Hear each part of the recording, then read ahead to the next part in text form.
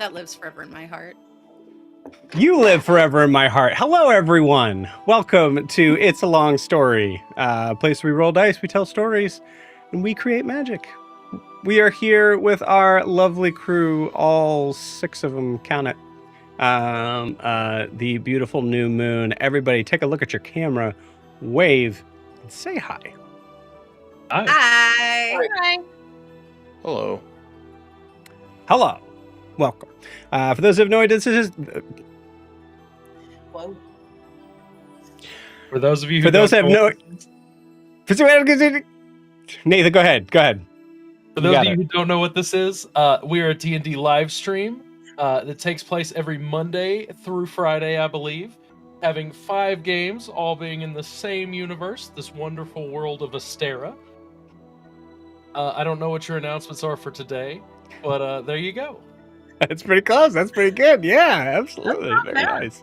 We have some one-shots, guys. Yeah. Beautiful. Honey, I don't need you to do the intro anymore. Follow us on Nathan's social got it. It's inspiration to Nathan for Yeah. doing the intro. We'll So play Andy. I'm for you, Joe. No worries. Just Yeah, sit back. perfect. Popcorn. I'll just sit back. and Foxball drink my wheel coffee. Yeah. Hi, we're D&D live stream. Runs every Monday, Tuesday, Wednesday, Thursday, Friday. Same world. Wonderful, beautiful world of Sarah. So this is your first, second, third time watching. Hope you have fun. Announcements. So we still have the one shot for tomorrow. We are missing some players to get it to be happening. So please, check it out. It is the Rite of Chukur, our level 12 pit fight. Deep in the gladiatorial sort of pits of Chukur, which is in Hasamal. Ever heard of it? Probably not. It's a Leonin place that Titian's from. And it might No, not be standing And Ada. now. and Ada, and it might not be standing for very long for decisions. We just did What a a tactical nuke. It'll be all right. what a wonderful, beautiful game this is. But you can still play in the one shot. So we have that going on tomorrow at, I believe we set it at 2 p.m. In the afternoon, but we need players for it. So if you are interested in joining, you can do so by going to startplaying.games/GM/It's a Long Story. Also, if you're watching on YouTube, it is in the video description below. So please and thanks, check it out. We'll also be putting some more throughout the week. I'm trying to catch up on some of the painting stuff, so that's what my week has been fully wrapped up in. Check that out. If you want to know more information, you can always just message me on there. I will happily respond. Also, if you are wanting to support the channel, the best way to do so is to like and subscribe where you're watching this, whether that is on YouTube or Twitch. Also, this is a live stream, so this is happening live. So if there is a question, comment, or something, super silly, funny, whatever, I am reading them. So please feel free to say hi, and I'll try to at least kind of give a little wave back. Also, you can check out our Instagram and TikTok down below, right down there, at It's a Long Story _TTRPG, where you can see the lovely Kay doing their darndest to make us seem marketable. Just kidding. No, seem like the beautiful and wonderful people that we all are. At least you guys are. So yeah, please feel free to check that out, and you can like, comment, subscribe, follow, all the fill in the words. You know what I mean. There. So and we will really appreciate it. Thank you so much. That is it for announcements.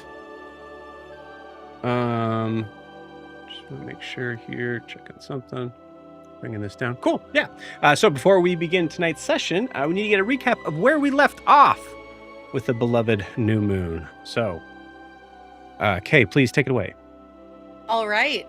So last week we had finally a break after our whole time here in Zajar, where our guide stepped away and we were able to kind of confer with each other about our plans moving forward.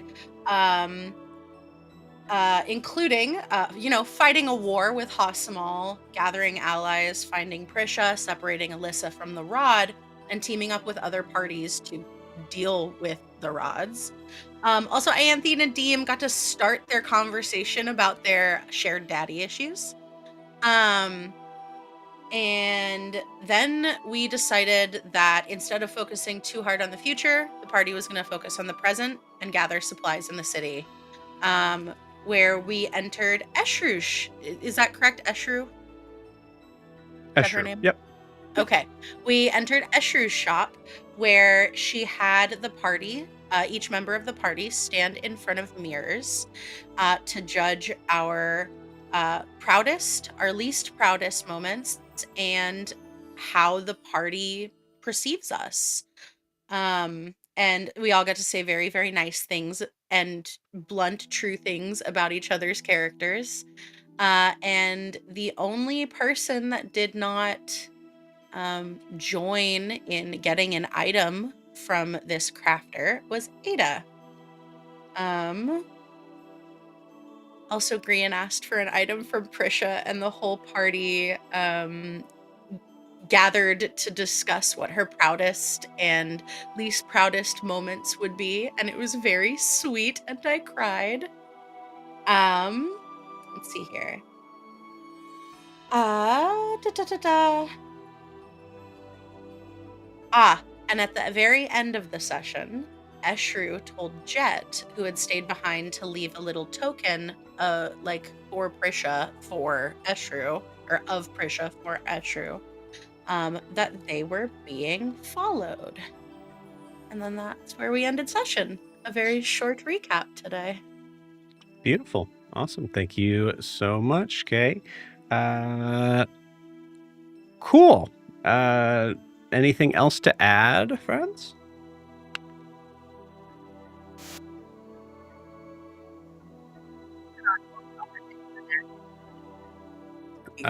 Chelsea, you sounded crazy. Try again. It's an ongoing daddy issue conversation. It didn't start last week. It's been going on. That's true. That is true. Cool. All right. I think there's enough daddy issues between Ianthe and I that we could probably have a second father. Yeah. Yeah. Well, it's funny you guys mentioned that. So. No. Whoa. No. Cool. I think that's everything. I think we're ready for the most part.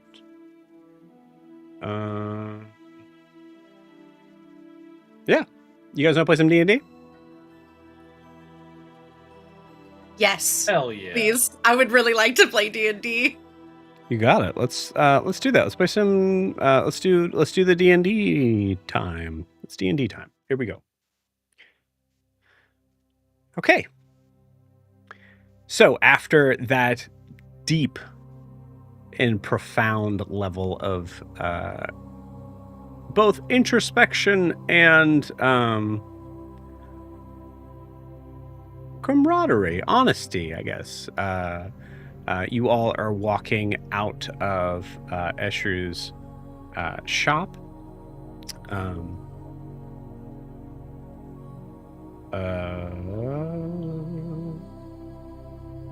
and there is a there is a moment where there's a moment where you see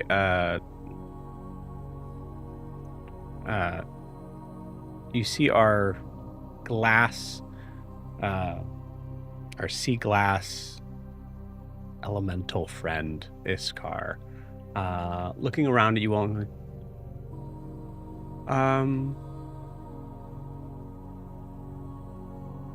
Shall we continue? Is everyone all right?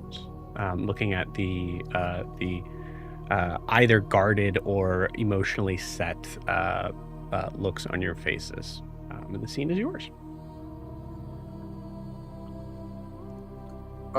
Yeah, I think we still need to find like a tailor or something for some new clothes, but yeah, I mean, unless there's anything else anyone wants to do.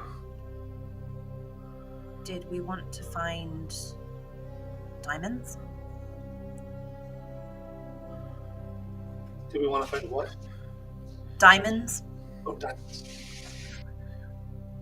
I mean, Iskar, is there a place like that here where we can find precious stones? Yes. Yes, absolutely. Well, the tailor shop, as you mentioned it, that's a little closer. If you'd like to go there first. Also, we could just sit for a moment if you're... Nope, I'm looking at some of your faces and definitely there's a moment of wanting distraction, maybe, yes?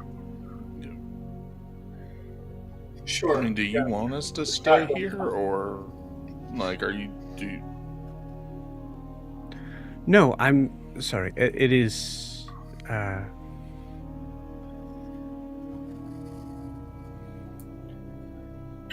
It's been a very strange and interesting day for me, and I've been trying to just fully honest. I've just been trying to kind of watch your reactions and body language, and right now there's a lot of energy being pushed off of some of you, and I'm just making sure that you're feeling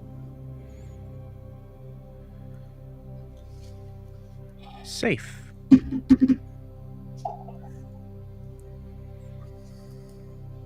mean, it's not the first time we've been told our vibe is off. But, you know, I think we're okay. Gran, we're okay, right? Like, you're fine. Yeah, I mean, think we're all feeling... Yeah. I think it brings up a good point, though. Like, do we need to find somewhere to stay for the time being, or do we just want to use the tower as our residence in the city? Would that be all right if we built a new building overnight, or should we find somewhere? It does go away after 24 hours. Yeah, I would not suggest putting any sort of different architecture here, but there's definitely there would be places for you to stay, of course. I'll tell you what.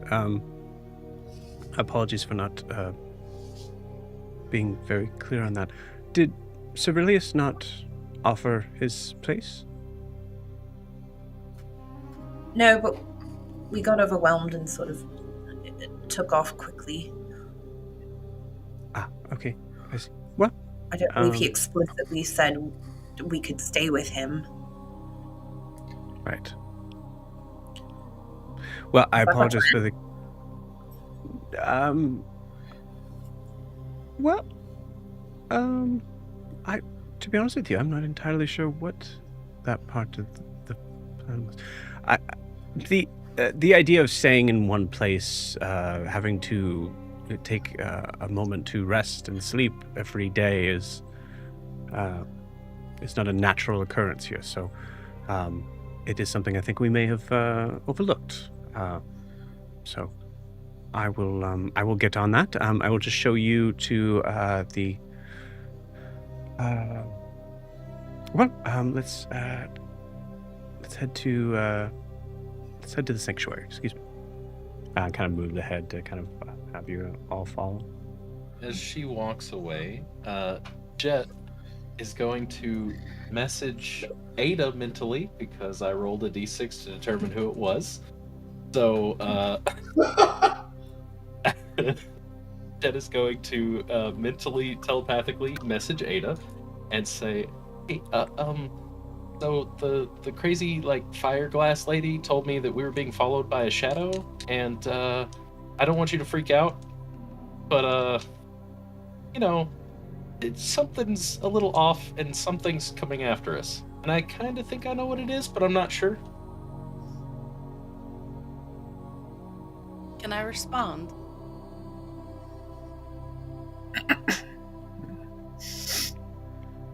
Jet, why the fuck are you telling me this? But you're the closest person to me, so I thought that it might be best to do that. Would you rather me have told someone else instead? Would you rather not know? I can not tell you things later if you'd like. Hey, Jet. Yes? Thank you. Okay, and then Jet goes to the next person in line and tells the messenger them one at a time as he goes through the party. Jesus! Okay, alright. Okay, who's next? Whoever next in line. No, that's you. That's you, brother. That's how that works. Okay, 4 left. Oh, good. No, he would not do a Deem next. He would do a Deem last because he knows that a Deem doesn't like to be telepathically spoken to. So he would start from whoever is the farthest away from Iskar and work his way forward. So it's probably going to be like Titian next. Okay. Hey, Titian. The fire lady told me that there's a shadow following us, and I think we both know who that is, but she was kind of giving me a warning and a heads up. So I just wanted to let you know. Sure. And just to confirm, you're saying this is Codex, you think? Yeah, maybe. I think so. I mean, she did say shadow, and he's kind of like all ghosty, Mm-hmm. It might and not you trust All right, you trust the fire lady as well? I mean, she kind of had this like glassy look in her eyes, like she was seeing the future kind of thing for a moment. So I was like, oh, okay, well, that's kind of interesting. It's not really my area of expertise. I'm not really a scry type. I'm more of a move you around the map type. Okay. Well, all right. I appreciate you letting me know. Do you want me to tell everyone else? Or? No, I got it because I kind of don't want to say it in front of the locals. But the locals told you this as well? Yeah, but it was kind of like a prophetic thing, Man, I gotta tell you, I think this is already out of the bag, but you go ahead and do you, man. Well, I mean, if you totally want cool. to, go ahead. You can tell them. No, I don't want to step on... No, I'm not stepping on your parade at all. Please. Jet, I love you. I respect you. And you're good to talk to everyone else in their mind. That's fine. Hey. But a team doesn't You like do it, you. so it'll come better if you say it, because he respects you more. You want me to tell Adeem this? Yes. Okay, I'll tell Adeem this. That's fine. You gonna just tell everyone else in their minds, though? Yeah. All right, I'll tell Adeem. Hey, Adeem! No, I'm just kidding. Yeah. Jet would just continue down the list of everybody and let them know that's all he's got planned while we're walking. I will let Adeem know. We don't have to roleplay it if you don't want to, but I'll just say, like, I'll let Adeem know with a little bit more of, like, skepticism, like, Jet was told by a creepy fire lady, so this has got to be true, right? Okay, the party probably sees Adeem look around and just pull his trident off his back and hold it. and then keep walking. Because he can get to his chakram without question because of his specialty, but not his trident. So Okay. I will say I am walking next to Iskar and like talking to her, if that affects things. Okay.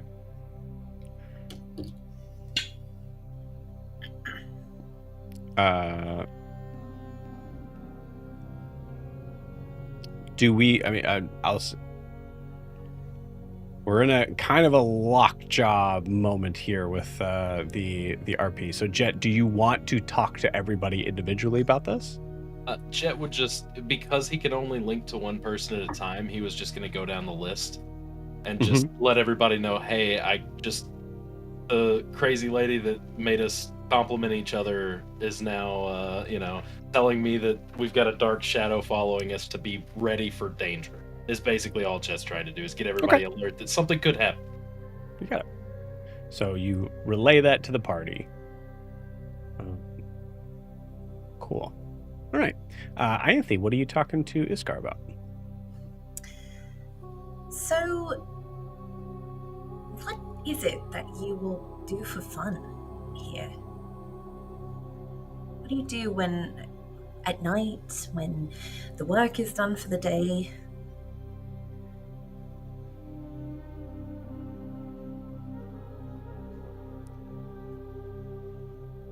Well,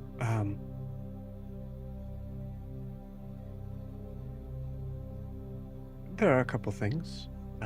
Most of it maybe less focused on poisoning one's self. Although I guess I understand the flair for danger in that. I could show Not you. until you've tried it. You'll show me? Sure. Right. I did also want to ask.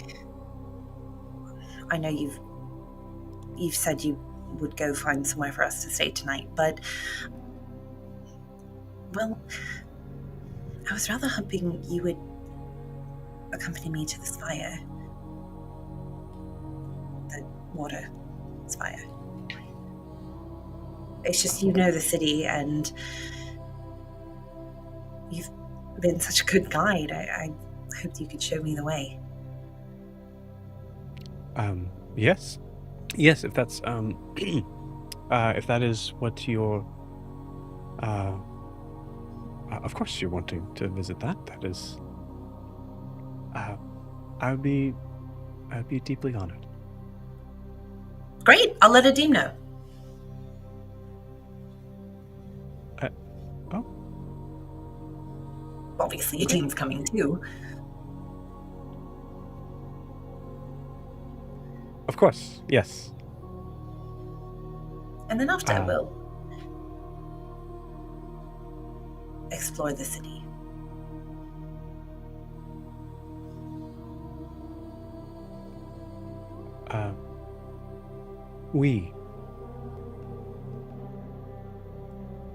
Never mind. All right. Well, yes, I'm more than happy to be a guide in anything that you're desiring here.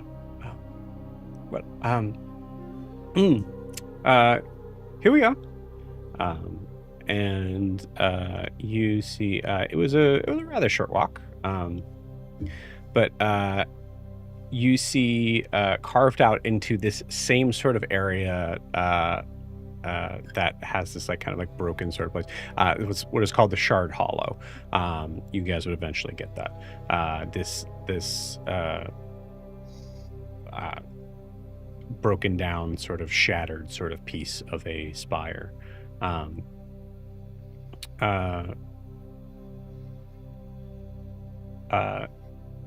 As you step through, it starts this area here. I would say about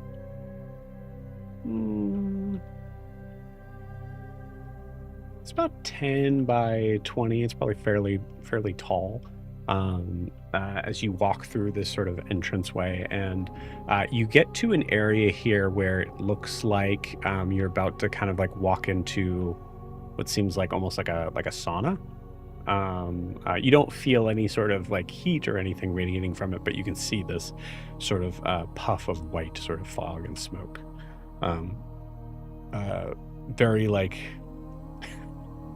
very Dark Souls boss gate-ish, actually. That sort of style.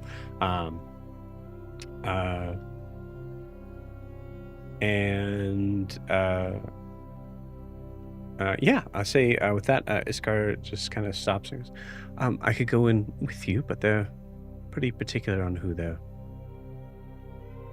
helping. Or I can wait outside. Actually, sorry, I was going to get information on where you all will be staying. So I will leave you here. I won't be gone long, so if you finish up, please feel free to don't wander too far, but I'm sure I'll find you. All right. And you see her kind of float off. I mean, I kind of hope this person speaks common, but okay, like he's saying as she's like floating. He's like, oh. I am But for all of us, Why not? Is Iskar okay? She's fine. I think she's just excited to have us here. That's not what I would call it. I mean, maybe not us, but like, Yeah. yeah.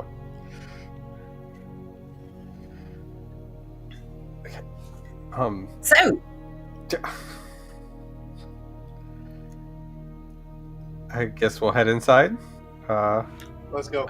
I mean, are we going to sit here awkwardly all day, or we just go into the store and buy some diamonds, right? This is the tailors.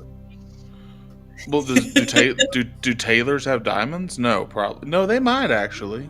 You know, in this No, city, She might. I've heard of this thing called cufflinks before that sometimes have diamonds.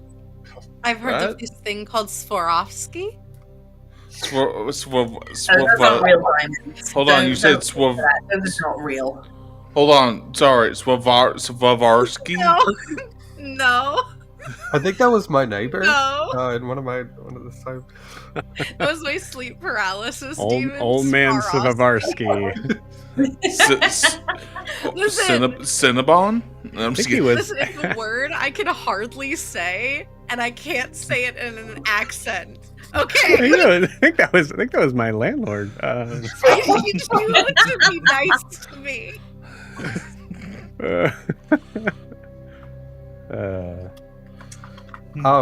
Anyway. I mean, I don't think they typically have things like diamonds and stuff. They might have some like smaller precious gems that people bring in to like sew into clothes, but I don't think that they like just have that kind of shit on. I mean, they'd have like costume jewelry type little fake gems, but I don't think they have real ones. Although granted, here half the people seem to be made of glass, so who knows? Maybe it's a diamond genasi. You know, I was thinking something similar. Like, what if? Oh, that would be amazing. Hold on. I need y'all to promise me, if this is a diamond genasi, we're not going to kidnap it, right? That's not what this is turning into. I mean, it would be kind of fucked up to just like, you know, cut their hand off to bring someone. What are we talking about now? Jesus Christ! If a Genasi comes We're up going and to talk walks about past me in and into the shop. Yeah, we cannot He just talk walks about in. it out Like, here. I'll go Okay. for Sorry, Follows everyone immediately. shake the violence out now before we head into the store, please. already going in. Door closes behind me. There's no door. Okay, then I just walk across the threshold. I'm just like, You yeah, got it. You see a DM walk Someone's into. gonna go in after him. You see a DM walk into the smoke-filled area and disappear. from the game. Let's go. Okay. Bye. So, Looks like we're finding 2 am I going to bring that in next meeting or later this meeting? You guys didn't check for traps. I'm sorry. No. Always check for traps at Taylor. Always check for traps in Taylor. Yes. I mean, what's the worst yeah, that'll so happen? They're gonna tie me up. So assuming everybody kind of moves in here. Yeah, as soon as a Deem walks in, I'm like, oh god, he can't. No. I like rush in after him. He's gonna That get will kicked out. traverse the white fog. All right, I'm going to. I'm just going to say that. You guys are all. Yeah, we're all just. I'm just like, we really do just trust everything. It just like straight on through. It's a shop. Ianthe, as you say that, you walk in. And it's gorgeous. And I will remind you here, this is a place that may have access to items, things, trading, but it is not a place. It is clearly not a place of material commerce, we'll say, at least that you were used to.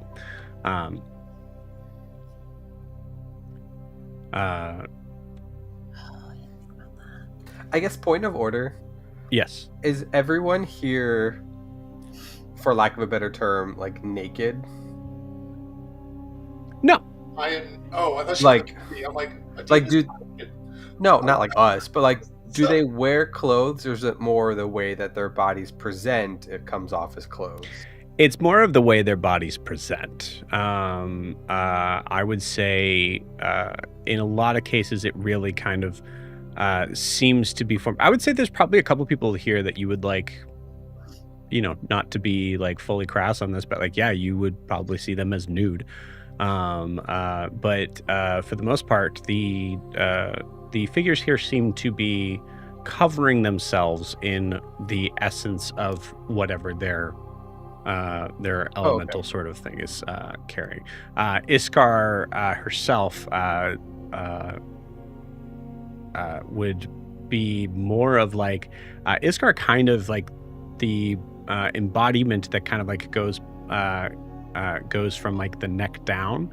I would say actually probably like from her shoulders down to her hips is this kind of like sea glass sort of thing that almost reminds you of maybe like a bodice, but you're not really sure if that's necessarily a covering or just what she is. And then below that there is a constant sort of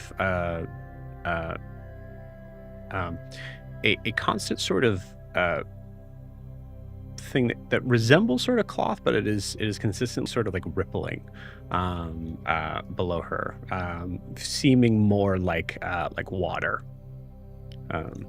but collecting like water without any gravitational presence whatsoever.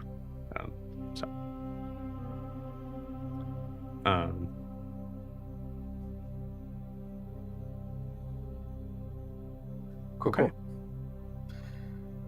As you all walk in, it feels like for a moment you are in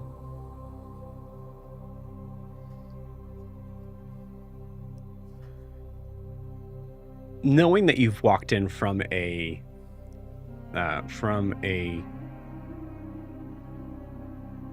material area into here. I would say the first sort of initial sort of feeling that you get is very much like the I know I've said it a million times, but it very much feels like a sauna in that way, and the idea that you can see everybody a little bit, but it's all just completely filled with this misty sort of fog. You cannot see walls, you cannot see ceilings. So there's a certain point where you are touching the ground. But there's a certain point you actually kind of feel like there's a moment of like maybe like dizziness and uneasiness here as you don't really know how big this area is. And this like feeling like it would not be it would not be surprising for some of you to feel like you've kind of like stepped into like a different sort of plane for a second.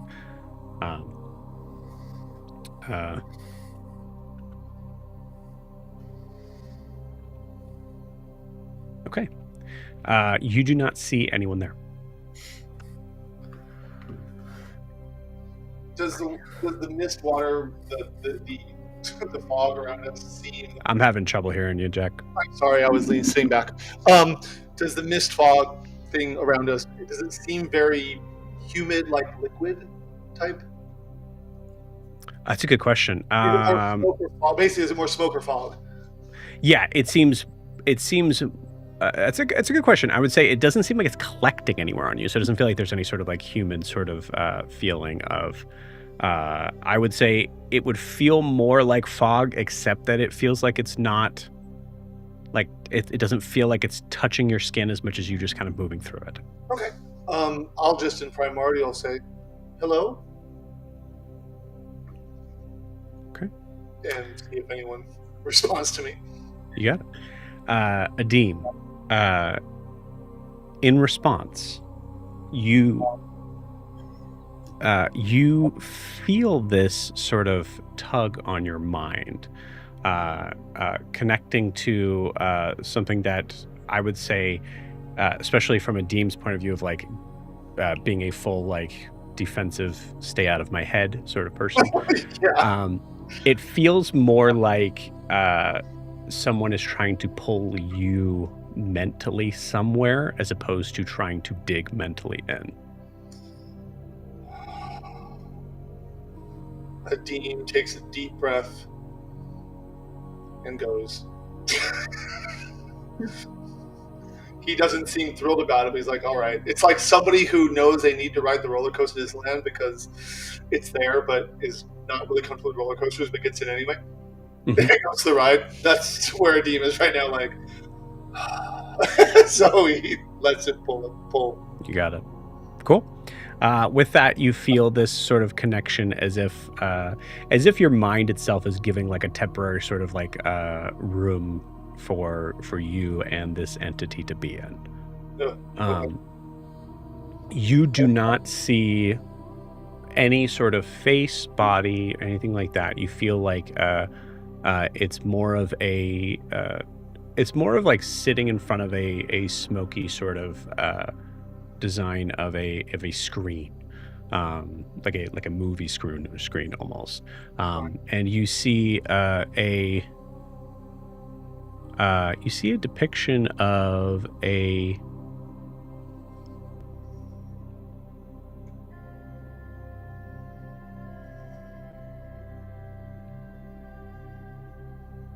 you see a depiction of what seems to be a blurry sort of humanoid face standing kind of like leaning forward behind a counter.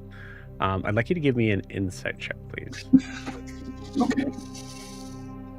Let's see how Adim does on an insight check, because he's so good at the mental things. 6. Okay. Cool. Yeah, it seems like this being is giving you kind of like a general sort of vibe of a shopkeeper, okay, sort of thing. But you don't hear a response, but you do feel this like kind of like feeling of this figure's waiting. Okay. I will, because I feel like I'm in my mind and not speaking out loud, I will think in primordial. My friends and I came to acquire new clothing. I am called Adim. And it responds. You no physical response. You quickly kind of get a feeling of like, all right, this is not how this is gonna go. You see kind of like a nodding head.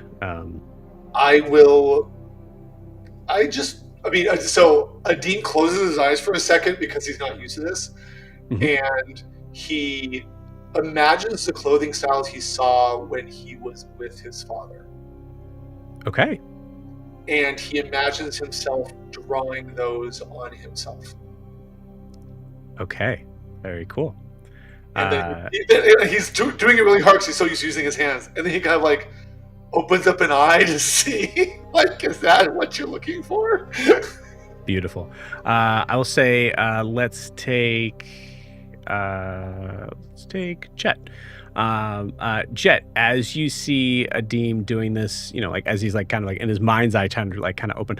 I would say you notice that the wind around Adim starts to, or the fog around Adim seems to start moving in a specific sort of pattern, kind of like flowing around him. It feels like it's like almost a point of like something either Adim is controlling or something that is controlling Adim is actually probably a way that you would see it. Okay.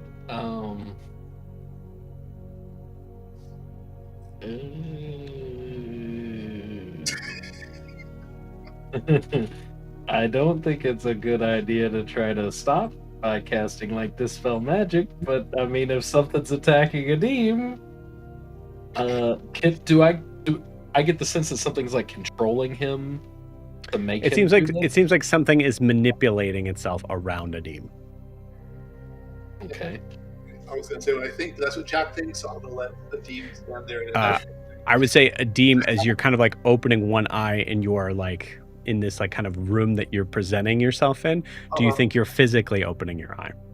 I don't know that Adim would know whether or not to. He's definitely opening the eye in the room to see if like that's what is working, like if there's a response. I don't think he's probably opening his physical eye unless it's a knee-jerk reaction of like, I'm opening my eye in the room, so my eye opens. He's not trying to open his eye in the real world. He's just trying to communicate with this thing. Then I don't think you do. I think your eyes are completely closed. Yeah. Yeah. So this is, I mean, Jet, this is basically a point of like RP if you wanted to react to this. That's all I'm giving you there. I think Jet's gonna kind of like walk up towards Adim and kind of take a moment and kind of move his hand around the wind that's moving and kind of see if it is part of if it's like a creature, you know what I'm saying, trying to get the sense of what is actually happening around here. And so he would just kind of hover around and do circles around Adim, almost looking like he's measuring him in a tailor's shop, but really trying to figure out what's going on. Okay. Are you trying to like run your hand through what's happening? Yes. You got it.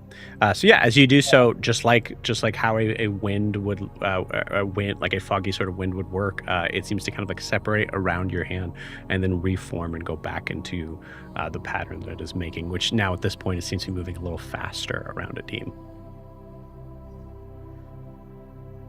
Very interesting. I think Chet would probably like pull out his notes and start taking notes about all of this, and just like, I don't think I still have tongues cast at the moment, but I think Jet would cast tongues so that he can communicate with whatever is doing this. Okay. And does not seem to be communicating with Adim from your point of view. Oh. It just seems to be doing the action. You heard Adim, all the thing that Adim said was hello in Primordial. That was it. Gotcha. Okay. Then I think Jet would try the same thing. He'd be like, hello? But he would cast tongues to try to speak, and he'd be like, is he okay? It's more of, I think Jet would just, is Adim okay? Is everything okay? But he would try to cast tongues on himself so that he could communicate with it.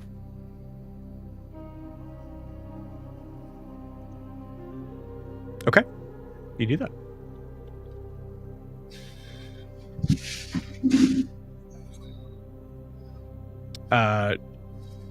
Yeah, Jack, check your... I just saw it.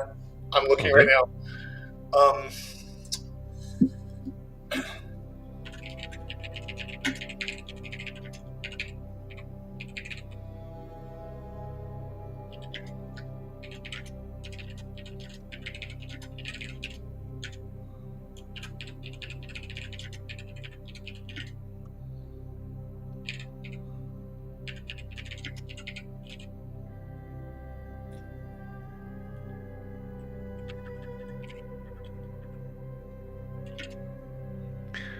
Okay. Also, Adim, I need you to roll me a d20, please. I'm not done yet.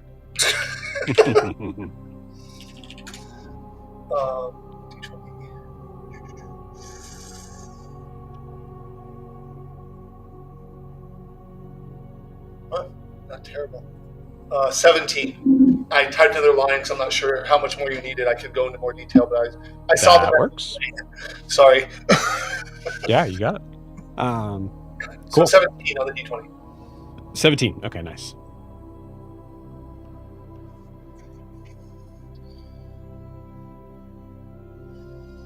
Okay, so did my second line help more, or do you want it more than that? Okay.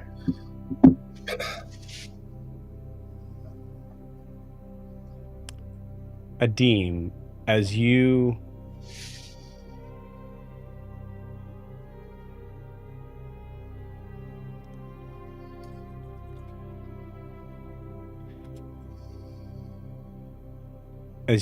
feel this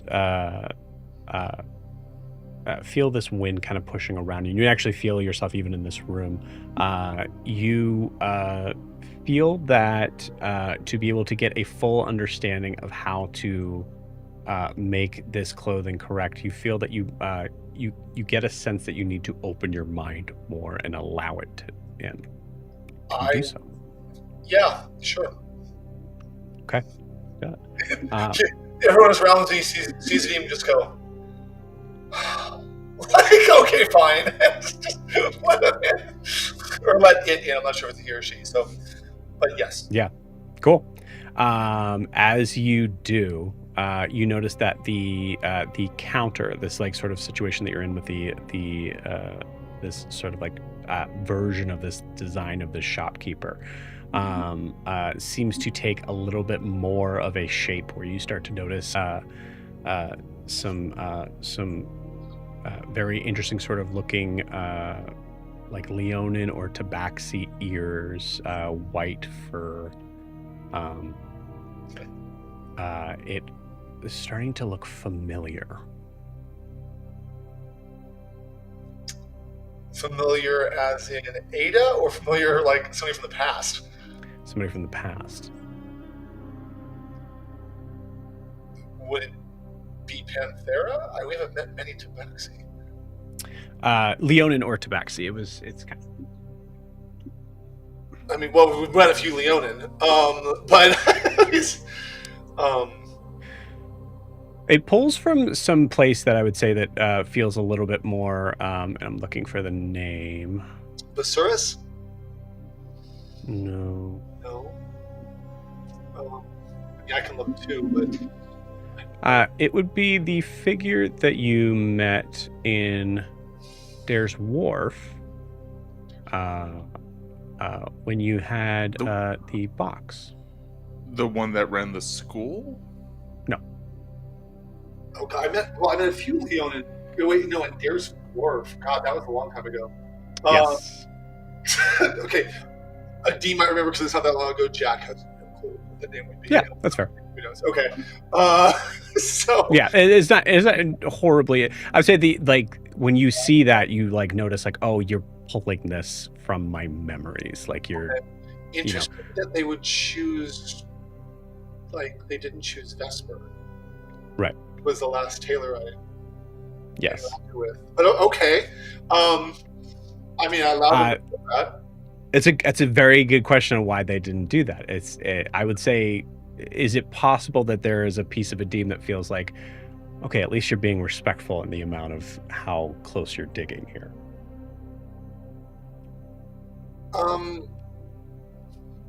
mean, given that Vesper and I only went on one date, I wouldn't think they would be disrespectful to. Okay. I mean, I don't think it'd be disrespectful. I don't think it's more or less respectful to pull the Leonin who I can't. I would say honestly, then in that case, we feel like it would probably be on the same sort of vibe. We'll retcon that and we'll say that it does look like a tiefling. It looks like Vesper. Looks like Vesper. Okay. Yeah. I kind of smile, like I would have smiled anyway, but I kind of dry smile, realizing that it's pulling from my past, and just nod and let them pull that. That's fine. You know? And I kind of think to myself, well, she was good at what she did. So, I mean, you could do worse. You know? So. Beautiful. You feel this sort of strange sort of thing, similar to the idea of, actually, I would say maybe borrowing from Vesper, this moment where Vesper seemed to kind of break the contact during your date on touching you. And there was this momentary sort of feeling of like this slight sort of jump, something that Adim is not really probably familiar with, given like resistances and things like that. Yeah. I don't think Adim has been cold enough to feel this thing that is a shiver. Oh.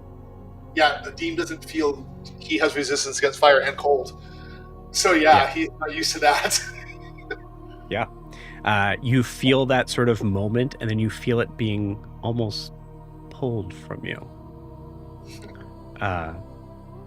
And as the rest of you are kind of either patiently waiting or in the middle of your own sort of versions of this, Adim, what you are wearing now is the only difference I would say is that it seems to be somewhat sort of translucent, not like looking translucent, not transparent. Correct. So it seems like it gives a little bit more of a like not really like a mirrored sort of quality, but this kind of like opalescent sort of look for a little bit. And that will fade slowly. But for now, that's what it looks like. So as you want to, what's that? Green will be sad. Yeah. But yeah, if you want to describe what Adim looks like now. I described to Joe the more of a Middle Eastern corsair type clothing, so like billowing pants. I didn't go further because I wasn't sure if you wanted to, but like boots, the pants are higher boots, the pants are dipped into, a longer vest with embroidery on the sides. Is jewelry included? Jewelry is included here. I will say it does not seem to be translucent. I would say actually, honestly, it does not seem to be probably of the value of the gems themselves. Yeah, the jewelry I wanted is more like the new picture of Adim. So can you make my screen go off? So Adim is or maybe I can do it. Hold on, let me turn him off my camera. So I don't know if you can see the little Adim there, but he's got like bangles and some rings and some earrings. And so Adim looks more like a Middle Eastern corsair now. He's very, and you probably haven't, I will say, given where I got the inspiration, where Adim got the inspiration from, you probably haven't seen the style of clothing before. Yeah, makes sense. Because I would say no one here has. Yeah, even Adim hasn't seen it until recently, and so beautiful. So I love it. So, and he, in his mind, when he realizes what's happened, he says in Arabic, it's shukran lak, which is thank you very much. So in primordial, he says thank you, and he just feels like whoa, like okay, I didn't think that would happen, but he's in his mind's eye what he saw when he was on the other side of the water. In that momentary sort of piece of that room, you just see like a kind of just like a very like sort of like flirty wave, and then you feel yourself come back. Okay. He'll come back and look, and he's like, okay, so he turns to all of you guys and he says, they're good. Yeah, Jet, you're documenting this right now. You see Adim starting to like, you see this kind of clothing around Adim. It reminds you of something that is like trying to decide on what coloration or texture it needs to be. It's gonna feel like it's inviting you in to its own personal space, and then I imagined what I wanted my new clothing to look like, and it made this. Interesting. So we get to go inside of the mind too this time, instead of everybody else going to ours? Yeah, I didn't like the feeling, but it was like inviting me. It was like a Anthe, you've told me about them. Dressing room? Is that what you call them? When like a little tiny room where you put clothes on? Is that? Sure. Yeah, I've heard that called before. It I've felt, never it actually. felt like that. So, but yeah, I mean, they're good. Look at wow. And I just say again in primordial, thank you. That was really interesting. So I'll wait here, but that was maybe I've misjudged you, Jet.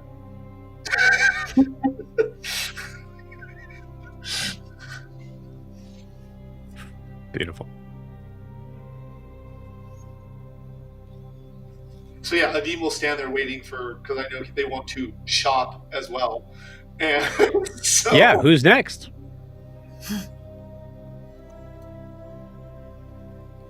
I can't tell if that was a volunteer from Chelsea. She's like, who else would be next? What? I can't tell if that's. Yeah, I'll step up. I'll go. You go. Titian needs a shirt. Amen. All right, I'll go. I'll go. You got it. Give me a.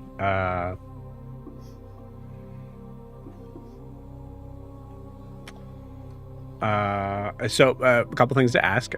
Do you let this entity in? If what Jack just said was out to the whole party,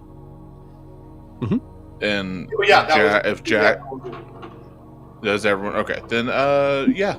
I mean, if Mr. Anti-Magic is like, oh, this magic is kind of nice and cool, yeah, I'm gonna go for it. Okay, you got it. Okay. For this,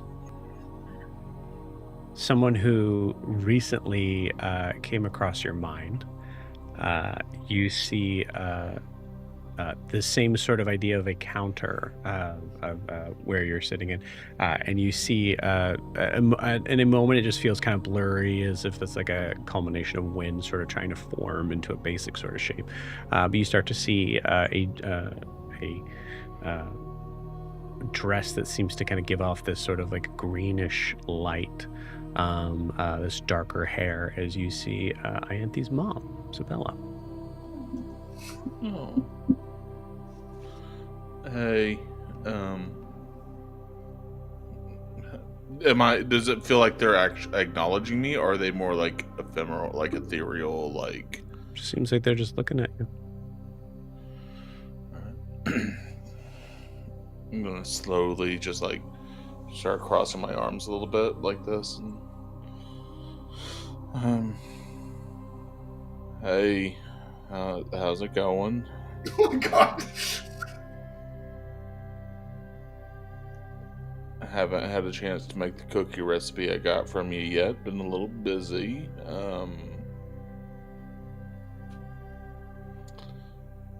Yeah. Is Titian saying this all out loud? I don't Probably. know. Yeah, Probably. Cool. Adim will just verbally say, like, get kind of close to Titian so he's not yelling, and say, you need to imagine what you want your clothes to look like. Oh, okay.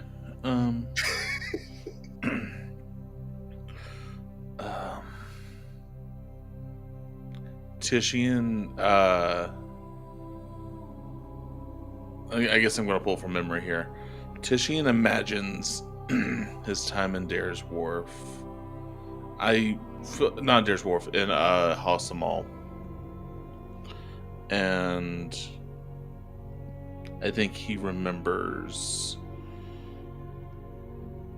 what kind of could be considered the good times in some ways. And I think he remembers distinctly being young and seeing members of this, what he would soon know was sort of like maybe the popular sports team equivalent of Hossamal, coming into one of the local taverns.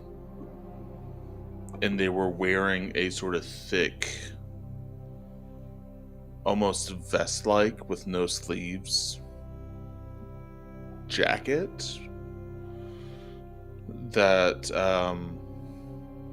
they were wearing, and Titian just remembers thinking how cool they looked and how official, how strong. he's pulling from that sort of image of like them just commanding the tavern as he's walking around. It's simple, but it's something that through its simplicity, it just sort of cuts the figure, and he remembers looking at them and thinking how strong they must be. And he remembers idolizing them for what they are, which is just athletic and powerful. So yeah, he sort of takes that image onto himself. I don't know how much runway you want to give me, Joe, but it's something that, as I imagine this magic, is sort of enveloping Titian, where a Deem is like very fancy and very like covered in like gold and jewels and such. Not gold and jewels, but yes, go ahead. Yeah. Titian finds himself in this it has gold buttons, but it's just this simple shirt, or this shirt that feels like it's made of a thick material that can withstand just about anything. I mean, it's just regular material, but it feels strong. And more than anything, it just feels like it's full of pride as well in that moment. In that same vein, as you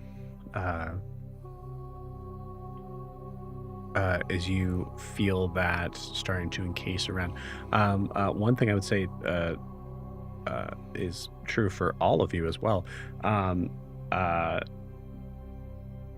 It doesn't feel like this is just necessarily handling the clothing itself. If there's something that you wanted to change about your hairstyle, things like that, it seems like it is able to. It does not change anything, but it can form anything. Sure, if that makes sense. Yeah. I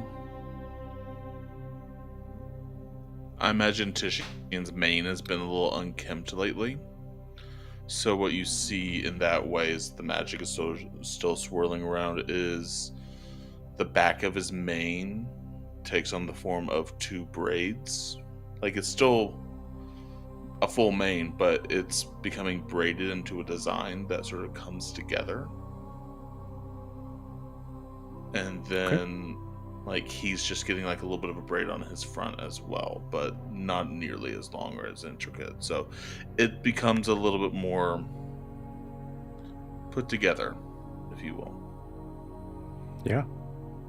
I would say, because you said that you were putting this against someone that you at least the clothing against someone that you felt like Titian kind of idolized on this. Yeah. The idea of the braiding on this, correct me if I'm wrong, would this be something that you would see a lot on like some of the higher decorated sort of Hasamalian roar soldiers? I think it would definitely be something you could see on them. I don't think it's relegated to just the roar, but the higher level Leonin and Hasamal for sure. So even like the Jakuvar and things like that. Yeah. The Jakuvar. The again, it's that there's something weirdly about status here, which is odd for Titian, but I guess this is what he's remembering. Because this place just feels like it's of value. So yeah, this is sort of a look he always wanted and he tried to do on his own, but I imagine now that with magic it's actually very much coming together. Okay. You got go ahead and roll me a d20, please.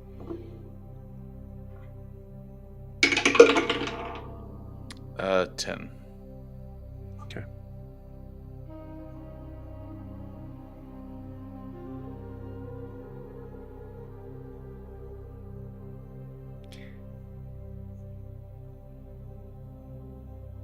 Titian, as you feel both physically and in this like kind of mind palace moment that you have, you feel that there's something that seems to appear out of the corner of your eye. Something that feels familiar, both in what the subject matter is and the feeling associated around that when you're in Dare's Wharf and you were seeing things and hearing things. It does seem sort of ephemeral, like it's something that's about to sort of take shape into something that is of an alarm or concern to you. What do you do? When I lock eyes on it, does it remain there? So you want to turn your head because it's outside of your periphery. Yeah. Okay. I want to slowly turn my head just to try to get it into my immediate, like, my full gaze. You got it. As you do that, you feel this sort of moment as if something was waiting for you to do that. As you turn and look and see nothing, and then you feel this. It like looks like Sabella's hand, but it definitely you don't feel any sort of physical weight to it as it starts to kind of pull your head back forward. And you see a soft smile from her. And she disappears. I imagine with that 10, I had the feeling like I was hallucinating back in Dare's Wharf, but not a recognizable lion form or anything like that, or loss of color like I believe I had back then. Right. Nothing like that. It seemed like it was like the beginnings of that to be able to give me an insight check, actually.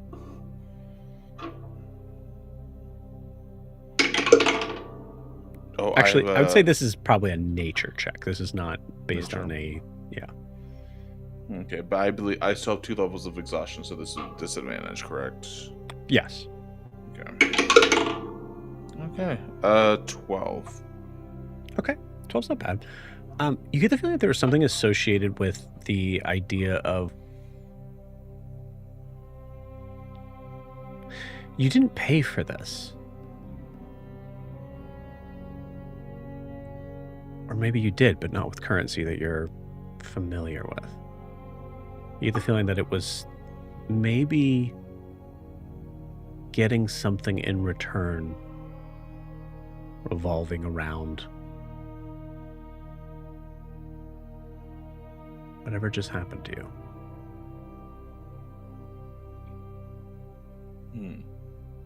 I'd say the 12 is a moment where you wonder kind of, what it was and whether or not it would last, and what, whether there's something that is specifically changed about you in this. Have they, you let them in? Like, there's all this sort of like space for Titian to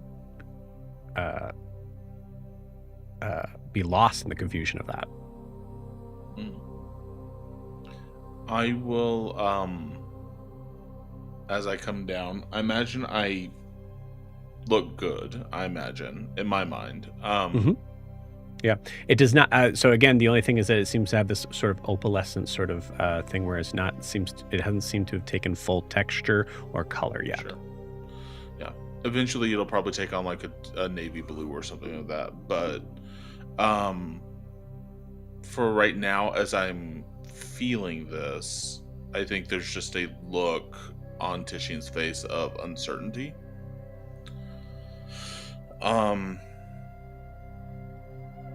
And concern at that. Yeah, I think as soon as I come down, I'm just gonna slowly walk to the back of the group. Okay. I'm not gonna stop or say anything negative to anybody else, but I'm just gonna like stand in the back for a little bit. Okay. I'll say, like, I think I kind of picture you guys being in somewhat of like a semicircle sort of thing, so I think you just kind of take a couple steps back to be sort of behind most of them. Yeah. Very cool. Does the exit still have the fog over it, Joe? It's a good question. Give me a perception check. Exhaustion. You'll be happy to know one of them was a nat 20. That'll be a 13. 13. You do not see an exit. If that helps with Titian's neurosis at all.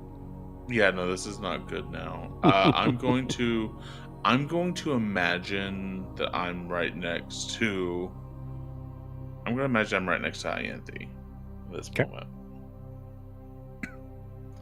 And I'm just gonna bend down and hey. What? Hey.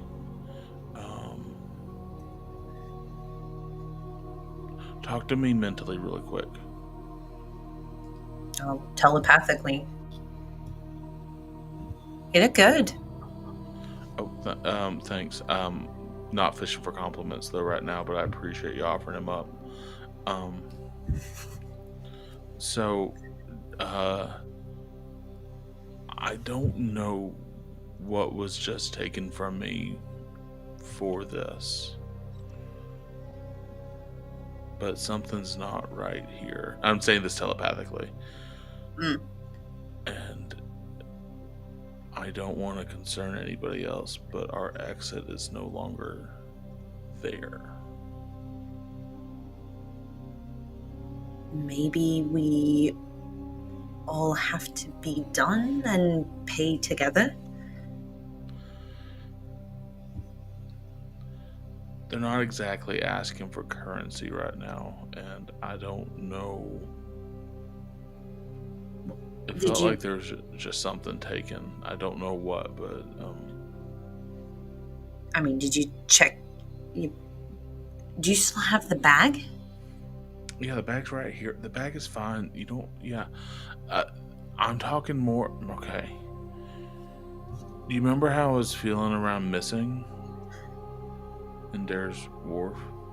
Yes. There's just a glimmer of that here right now.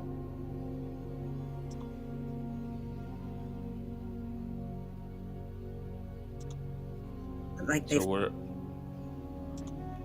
taken part of your afterlife? I don't know. I don't know what. That's what I'm trying to tell you is I don't know what they've taken. Can I see? Does he look any different? Looks good, as you said.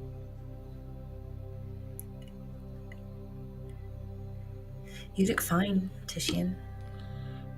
I'm just telling somebody. So just going in eyes open. That's all I'm saying.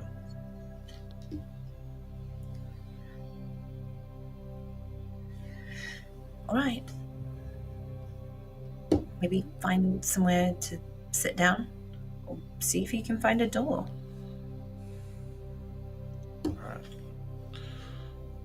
I will start poking around the back of the store to see if I can find an exit. Casually. Okay. But not to raise alarm, but you know. Give me a survival check.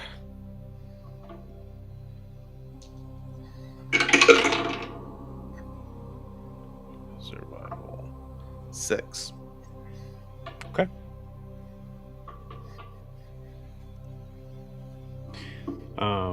With a 6, you, as you're like kind of trying to feel around, there's no walls here. You're trying to kind of like get this way. There, but there is a spot where you start to notice that there is some area that seems to be lighter than the rest. It's just a shade lighter fog, and as you get closer, you start to see it kind of making this shape that is similar to the exit that you were just at.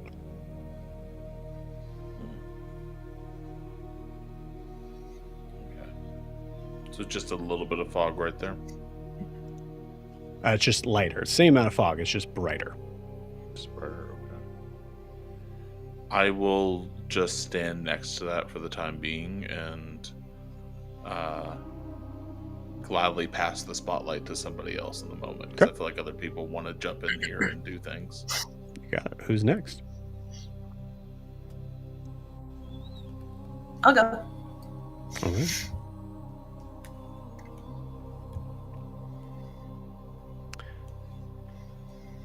As you come in, Ianthe, you see the same version, this sort of momentary sort of line of a shopkeeper that seems to be a little bit, a little shorter. You can see that it's trying to kind of make out the form and figure out who it would be, and I will ask, do you open your mind to it? Yeah. So you see a figure of someone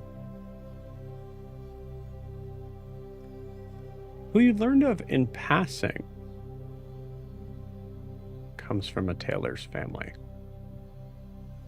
A small, bald halfling, big bushy beard. As you recognize Milo. Oh, Milo. You see him kind of peering, his sort of warm, welcoming eyes, like a little bit bigger than normal, looking at you kind of expectantly.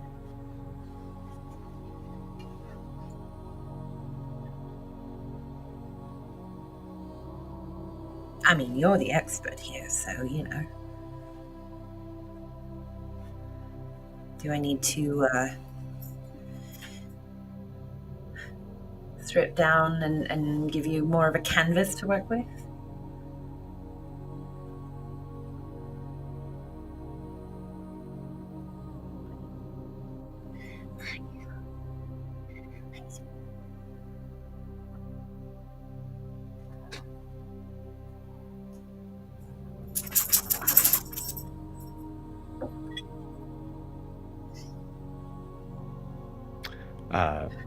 There's a moment where you feel this like kind of like awkward silence, and you recognize that it's worked for other people, but you're not entirely sure what it wants from you.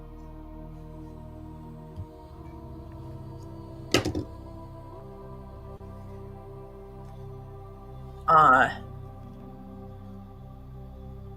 think I'll just start describing. Well, so I love the way this looks, but it's a bit cumbersome to travel with. So I was hoping for maybe something, you know, something that makes a bit of a statement, but is easier to move around in.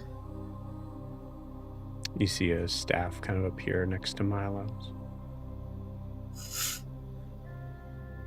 Extends it out towards your shoulder. Swipes down slowly, and you feel that kind of wind that pushes past you seems to stay there, as something starts to be moving and shaping around you. Yeah, Anthony, what are we seeing happening? So it turns into like a pants and kind of blouse look, with a leather kind of corset almost, in deep blue, and then the sleeves, and there's like a skirt that create almost like a cape look, that are in this deep blue with constellations all over it. Nice. It's very tight and low cut and does not leave much to the imagination.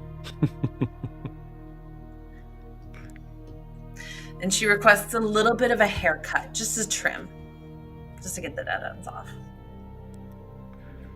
You see the same thing. The staff kind of comes up, just and like pushes a little bit of hair out from your face, as it seems to kind of continue.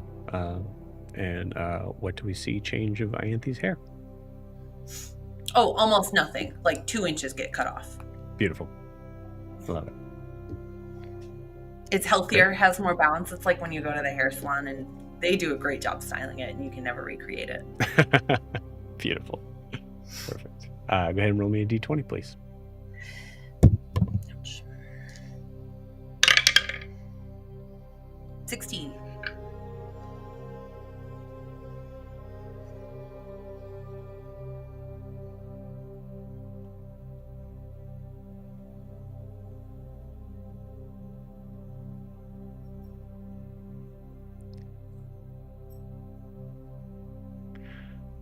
You see Milo kind of give you a sort of wry smile. He points his staff behind you. And as you turn and look, you see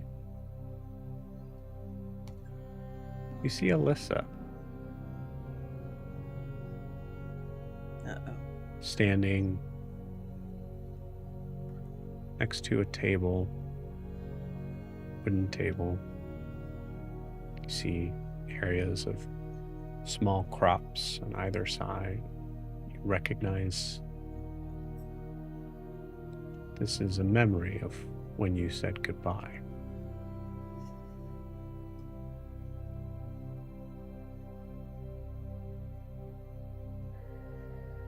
You see, the only difference is that Alyssa seems to be kind of frozen in place watching you, as if waiting for something.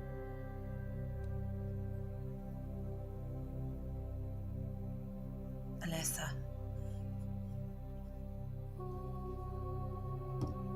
I'm here. I haven't forgotten you.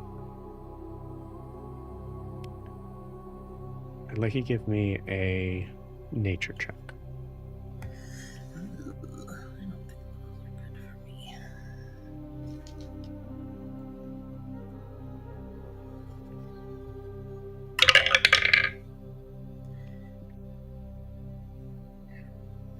Four.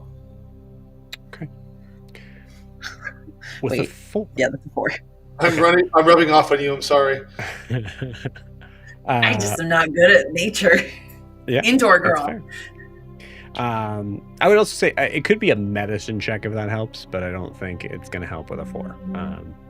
That would be a whopping 5 if it's medicine. Beautiful. We'll say medicine. So I will say with a 5 as you say, Alyssa, I'm here. There's a moment that you notice something that you're never really aware of and familiar with, that space between the greeting and the phrase of what you want to say, especially in a time that is heavily weighted. It's this space between the moment of acknowledgement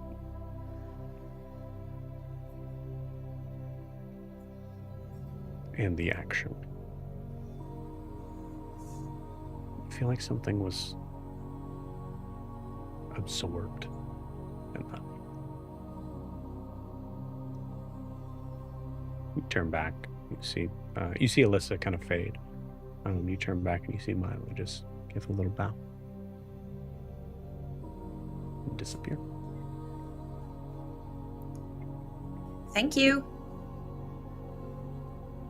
As you say thank you, you find yourself back in the group of people around, feeling like a little foolish in this moment, as you feel like you just kind of just said that to them or the area, like you're not really sure. I'm like back staring at Titian. Oh, not you. Give me a perception check. Colin, sweetheart, you need to go away. Perception.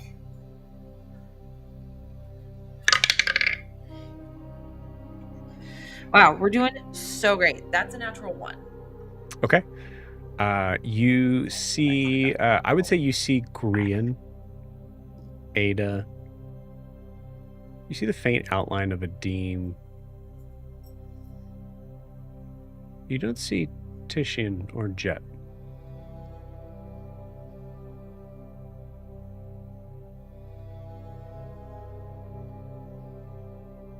Titian? I'll try to reach out to Jet telepathically. Where did you go? You reach out to Jet telepathically. Jet, you hear Ianthi's voice in your head. I'm standing right here. I haven't moved. I'm still writing down all the things that are happening. As you... Jet, are you responding in her head or out loud? Jet would respond telepathically if he was reached out to telepathically. Okay. You got it. Yeah. Anthony, you still don't see him. Are you on the other side of the room? Is it just the mist? Do I see Ianthe? I can't find it. When you're saying that, Ianthe, are you continuing to speak telepathically? Yeah. Okay. Jet, you do not see Ianthe right now, but you see Adim. Now that you mention it, I can't see you either. You know, I normally don't like doing this, but Jet's gonna speak out loud, just stop sending the message telepathically. Be like, Ianthe, where'd you go? You hear Jet's voice. I'm over here. Jet would stumble through to try to find Ianthe. Yeah, either you a few steps in that direction, either closer to Adim. You guys see the faint outline of each other. Wow, this is a thick mist. I'm surprised we can breathe. You know, normally when Gas and Jet just goes on a rant about gases. I love that. Cool. Who's next? I'll move it over to the right cheek. You got it. Yeah, I'll step forward into the mist. Okay. The fog.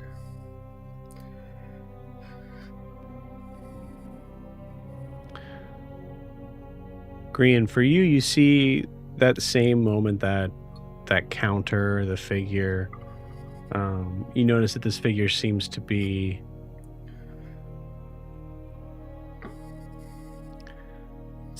a little smaller, shorter.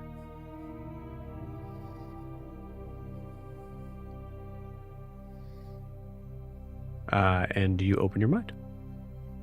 Yeah. As you do, you see the complexion gets darker. You see the hair, the kind of like bigger hair on both sides. As you see Ida.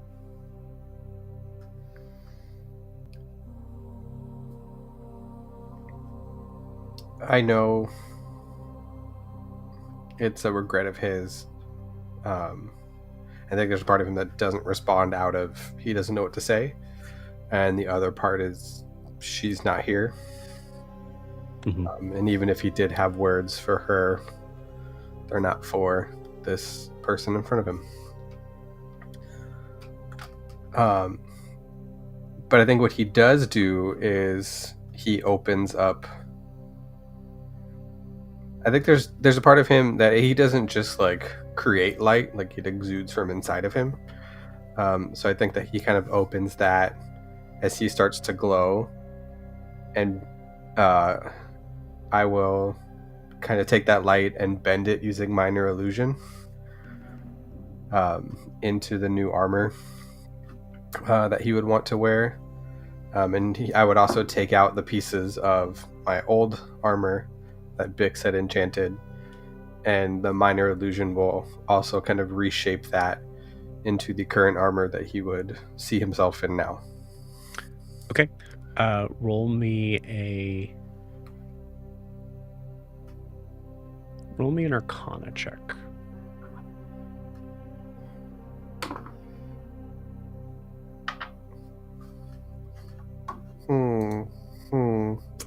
That's a nat 1 for a 6.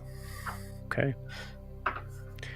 As you do so, you notice the pieces that you're trying to kind of pull up in this. You see them kind of float in the air, and you see Ida look at them, take out this small gold. You're never entirely sure what it did, but this magic item that she always seemed to carry around her, and see her kind of like raise it up in the air, and it floats for a second as she sends it forward towards you, and you see the pieces of the armor start to kind of shift and mold together in place. But every time as they go over you, it just doesn't seem like it doesn't connect. It doesn't seem like it fits anymore. You see her growing increasingly frustrated, trying to move this this golden sphere around and trying to connect those pieces. And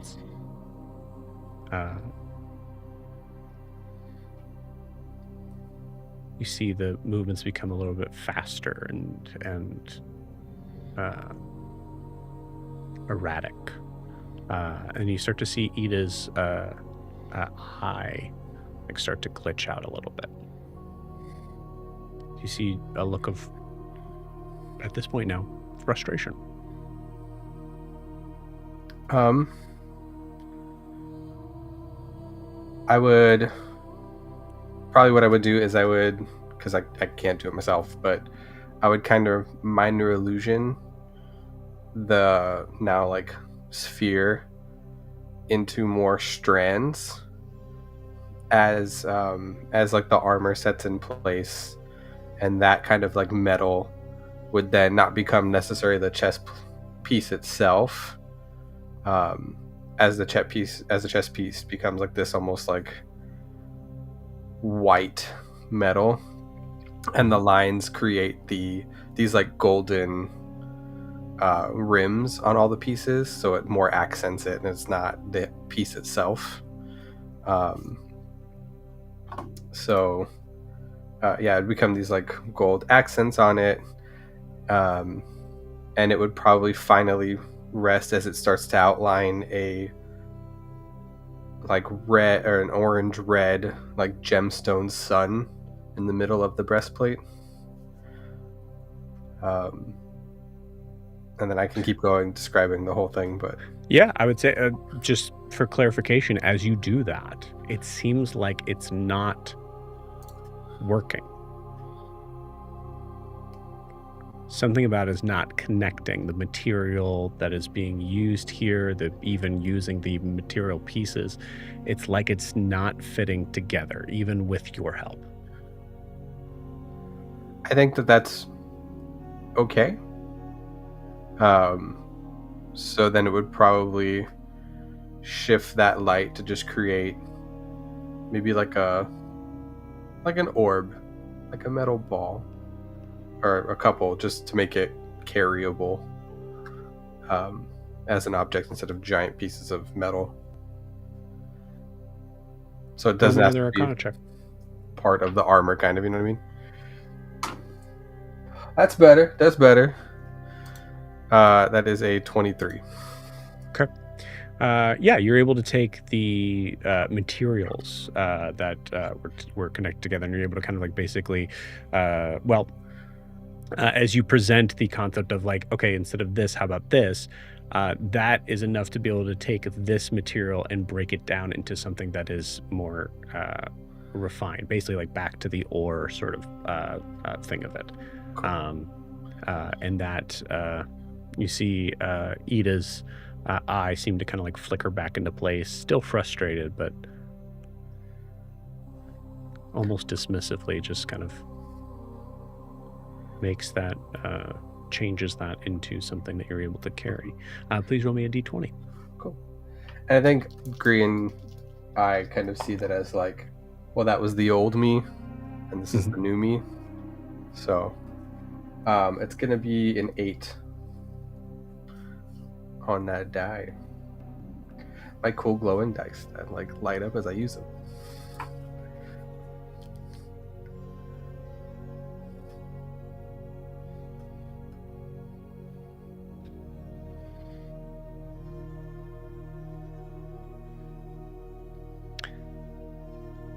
You see Ida look tired, almost exhausted. And you see this vision of, as she kind of like puts her hand out like this, and we see this kind of momentary sort of field. We see a younger Grian, younger than the heavy sort of moment, but a younger Grian walking.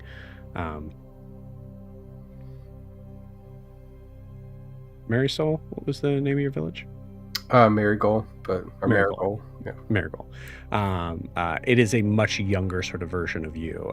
You're just kind of like walking across a bridge that was made for like a temporary sort of temporary bridge that was made for like a creek sort of runoff of some flood that kind of came through.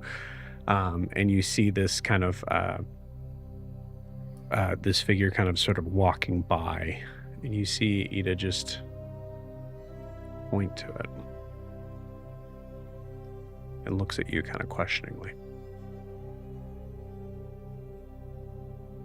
When I look at it, can I tell who it is? Yeah.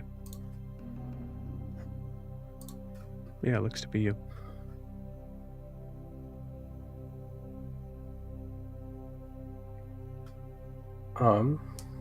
The figure walking by looks like me? Yeah. Older, younger? Okay. Younger version of you. Yeah. But okay, so younger me is like walking past older me? No. You are seeing a scene that's like this, but in front of you, of a younger you walking by. Okay, sorry. I thought you said there was a figure walking by that version. No, sorry. Yeah, just one. Okay. Yeah.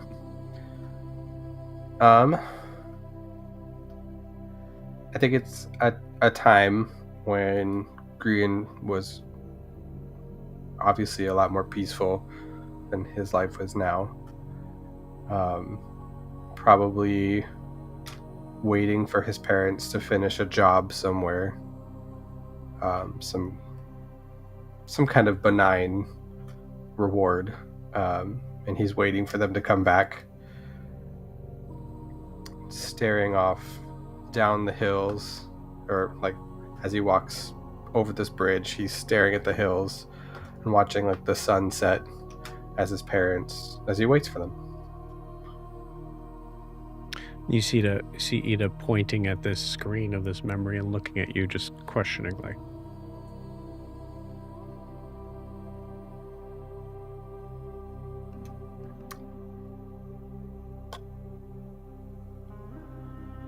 I will turn to her, and it was a simpler time, a happier time before everything. It was peace.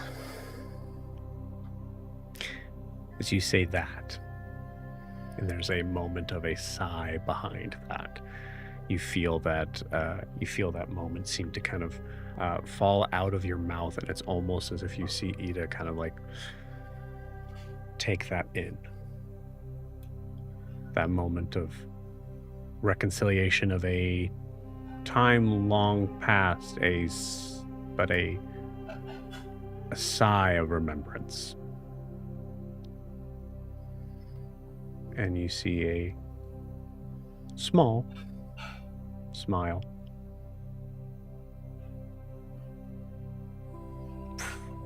And vision disappears.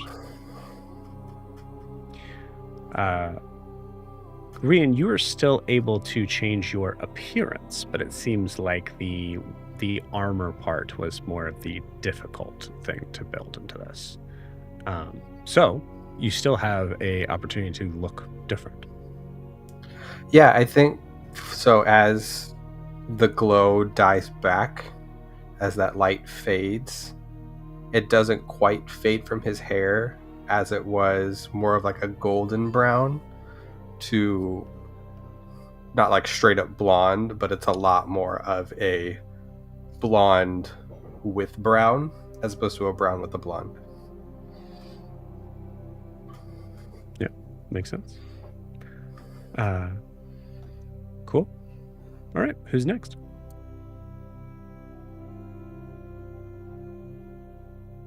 Do you want to go, Nathan? Sure, if you want. I don't mind. I think Chet would step forward with a smirk, excited to let something into his mind because he hasn't had his buddy to talk to in a while. So I think it's like open arms, like bring it in for a hug. Okay. Is how I Very think cool. Chet sees this. So he's just gonna kind of walk forward and like mentally ready for it, you know? Okay. Beautiful. So as you do that, you see a vision of what looks to be a counter. This sort of at first sort of strange sort of image. Then you start to see familiar horns and a long elongated sort of face. This would have been probably the person, the Dragonborn, that would have given you your first article of clothing. Granted, it is not what you're wearing now, probably at all, probably very tribalistic or whatever. But this person was doing their job, and they were technically a tailor, along with probably a hunter, and they probably had done all the work for the deer hide and leathers that you would have been wearing at the time. So they probably had multiple jobs at that point, but they are there. You also see another figure appear, and then another one, and another one. And I will say, you see, it seems like you have more of an audience as you let in. They don't seem to have specific shapes, only one in the center do. But as you are open, vibrantly open, you seem to, that welcoming seems to kind of bring more figures into this room. Awesome. I think Jet is just like, he's cast tongues on himself before this, so he's like, oh, it's so nice to have you here, or to be here, however this works. He's just trying to strike up a conversation with him. Mm-hmm. And then he'll probably do that for like 5 minutes and just waste everybody's time before he's like, oh yeah, I'm supposed to think about what I want to be wearing. And so Jet just like imagines like some blue-gray robes that are kind of thicker, a little heavier than his standard ones, like a sash around his waist that is like specifically there, like the robe has belt loops so that he can tie it off to itself so that he can go shirtless if he wants to. Some big thick wrist pads, or like nice leather, like almost not really gauntlets, because he wants his fingers to be a little free, but enough to like go from like elbow up to wrist, because he's more of a martial stand-up in the front now, and a bandolier across his chest with bunches of little pockets so that he can put like little vials and little like spell components and like dust or whatever he needs for that, and 2 little things that I'd like to have: a necklace of different teeth, like bone and teeth from different creatures, like very tribal-esque. And most importantly, before he does any of this, he's going to take out the bone that Prisha gave him, and he wants to use that as his what ties his belt together so that it stays with him. Okay. Roll me that d20. Okay. Not bad. That's 16. Okay, cool. Roll again. Okay. That is a 9. Beautiful. Great. As you do so, you see it is not just the one Dragonborn working with you. You see that like all of them seem to kind of extend a hand or a limb or something, and all of a sudden these seem to be moving all at once, as if you have a team of tailors working for you. You see all of these things start to appear at once. For those that are like cognizant in this room, you see Jet's like get up appearing much faster than everyone else's, as it seems to just kind of like drape around through and immediately start to take material, seems to materialize, and then you see the bone that Prisha gave you as it's being extended out to you. See the Dragonborn kind of does this, and it kind of pulls out from your hand. Actually, it would probably just be a gentle tug, like asking.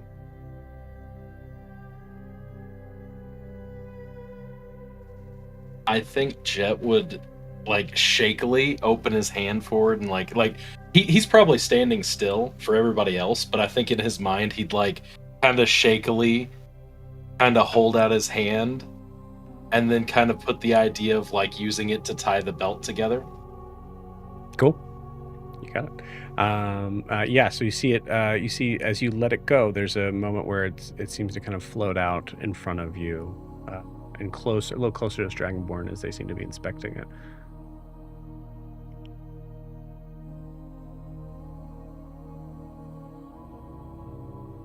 You see they seem to spin it in the air as it moves back towards you, and towards your waist, as it seems to kind of catch and connect with the belts that is around already, and you feel it kind of move very quickly, and all of a sudden just suddenly stop at a perfect sort of tightness where it is at on you. You see in this image your staff is here, or your spear is here.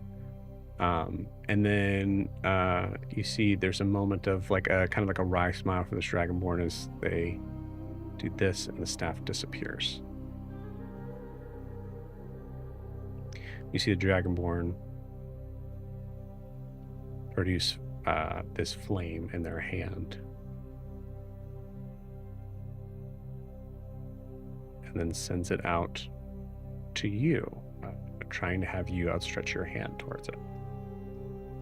Without even a second thought, Jet is having the best day. He's got multiple people in his mind. He is open arms, like smiling, almost like jovial laughing. Okay, yeah. Do you take the flame? First, he would move his hand near it to tell if it's like going to harm him, like if it's hot. Mm-hmm. Yep. If it feels like he can take it, he will definitely grab it. But if it Okay. feels like it's going to burn him to a crisp, he's gonna kind of, Nope. Yeah, it's a small, like sort of like candle-sized flame. As it comes to your hand, you see it kind of like dance around your neck for a second and come back to your hand. And you see the Dragonborn just looking at you expectantly, waiting for you to know.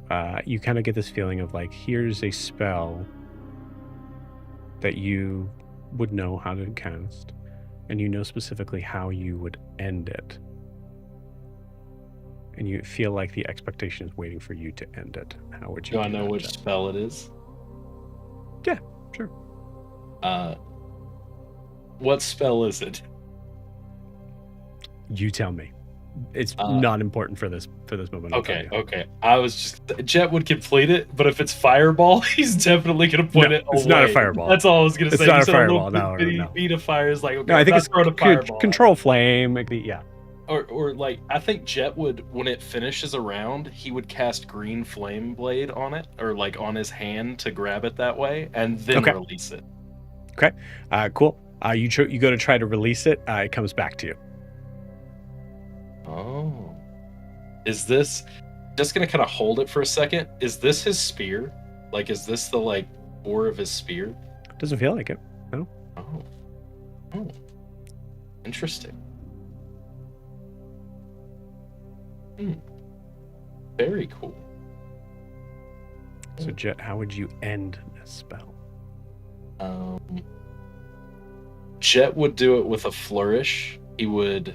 Do you mean end as in stop it, or end as in Yeah. finish the spell? Oh, okay. Stop it. Yeah. Jet would take it and like do a little sleight of hand prestidigitation to make it stop, and he's just happy that there's people here around him, so he's just kind of showing off being Okay. a good host. You got it. So you do this like kind of like movement of like trying to end it and snuff it out. What is the end part of that? He would snuff it out. It would probably just be he would grab it and then let a little bit of smoke out of his hand, and like a smoke in the shape of a dove with prestidigitation. Cover it up, finish that spell, and then do a prestidigitation back. Okay. You got it. As you do that, it seems like the spell sort of disappears. You see this smile on this Dragonborn kind of like not quite. Just does this.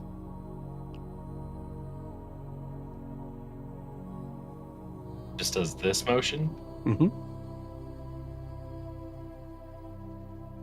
It seems to kind of be waiting on you.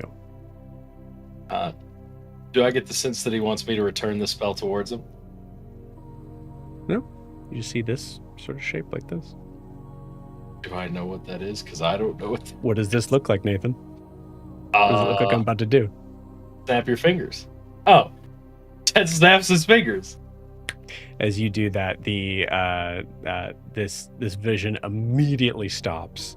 But you feel this moment as you snapped your fingers. You feel that you did that physically, and the sound, the sound and the weight of that sort of snap seemed to disappear, like you didn't hear it. But you're back.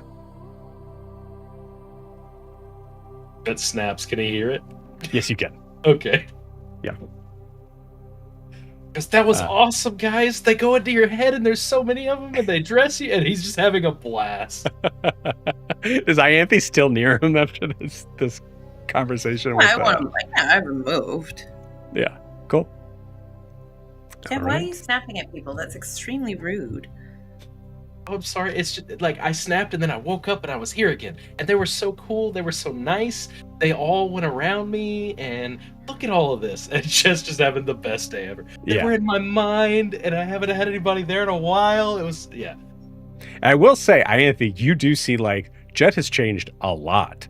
Like there is a whole sort of different like the bandolier, the bracers on the sides, like this whole like it's a lot. Wow, In a good way. They really went to work on you. You look good. Oh, thank you. I'm not used to getting compliments. Jet just kind of stares off in the distance. Yeah, there's that. Yeah, there's that moment of like, you feel like I am being forced to feel awkward in this situation. I love that. Beautiful. Prisha, or sorry, not Prisha, Ada, looking at the wrong screen.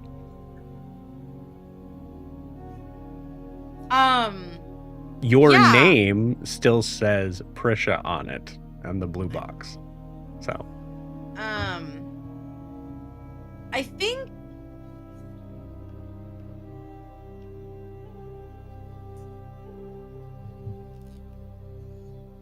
oh, you're frozen. Maybe. Aww. Yeah, you're frozen for sure.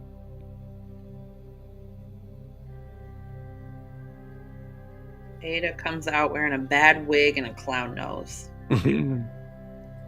While she comes back, if there are pieces that we didn't happen to mention in that moment, that's cool. That would just yeah, absolutely. Yeah, this is given the kind of vibe of like you guys are able to create this yourself. Cool. A cool experience. Just say. I texted Chelsea this. I just love everyone's like, I got teeth bandoliers covered in jewelry. I got the fucking power of the sun visibly throughout my whole get up now. Tishin is like, I saw a cool guy in high school wear this shirt. I really like the braids too, though. The braid is it's very specific. It's cool. It's like, it's just, it's like, by the way, my armor is now powered by steam energy, and I basically have a Letterman's jacket, so I guess hate me if you want. Oh, a sleeveless Letterman jacket. A sleeveless Letterman jacket. Yep, that's so good. It's even cooler. Okay, we'll see if Kay is able to jump back in. But in the meantime, Tishian. Oh, yeah. You're standing by what feels like the exit. We'll say, for the sake of simplicity here, it feels like everybody is done. You see them kind of like walking or like talking amongst themselves. There's a couple of them that you can't see.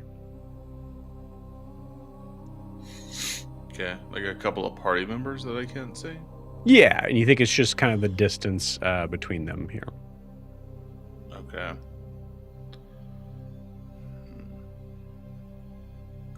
I want to try to reach my hand through what I'm assuming is the exit right now, just to see if there is another side to it. Okay. Cool. Yeah. Feels like there's. I mean, you have not felt a wall here since you've been in here, so it's Sure. you feel open air. I want to put my head through the exit, Joe, just to see, just to confirm. Okay. You see more fog. Shit. All right.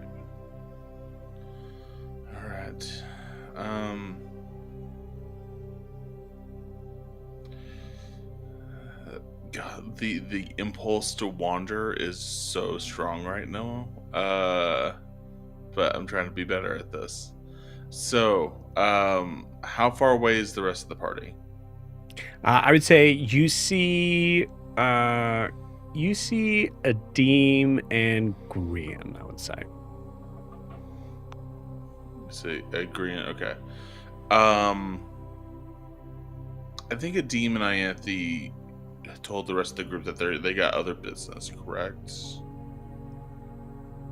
I think. I know she told me about going to the Spire, but I'm not sure what she said to everybody.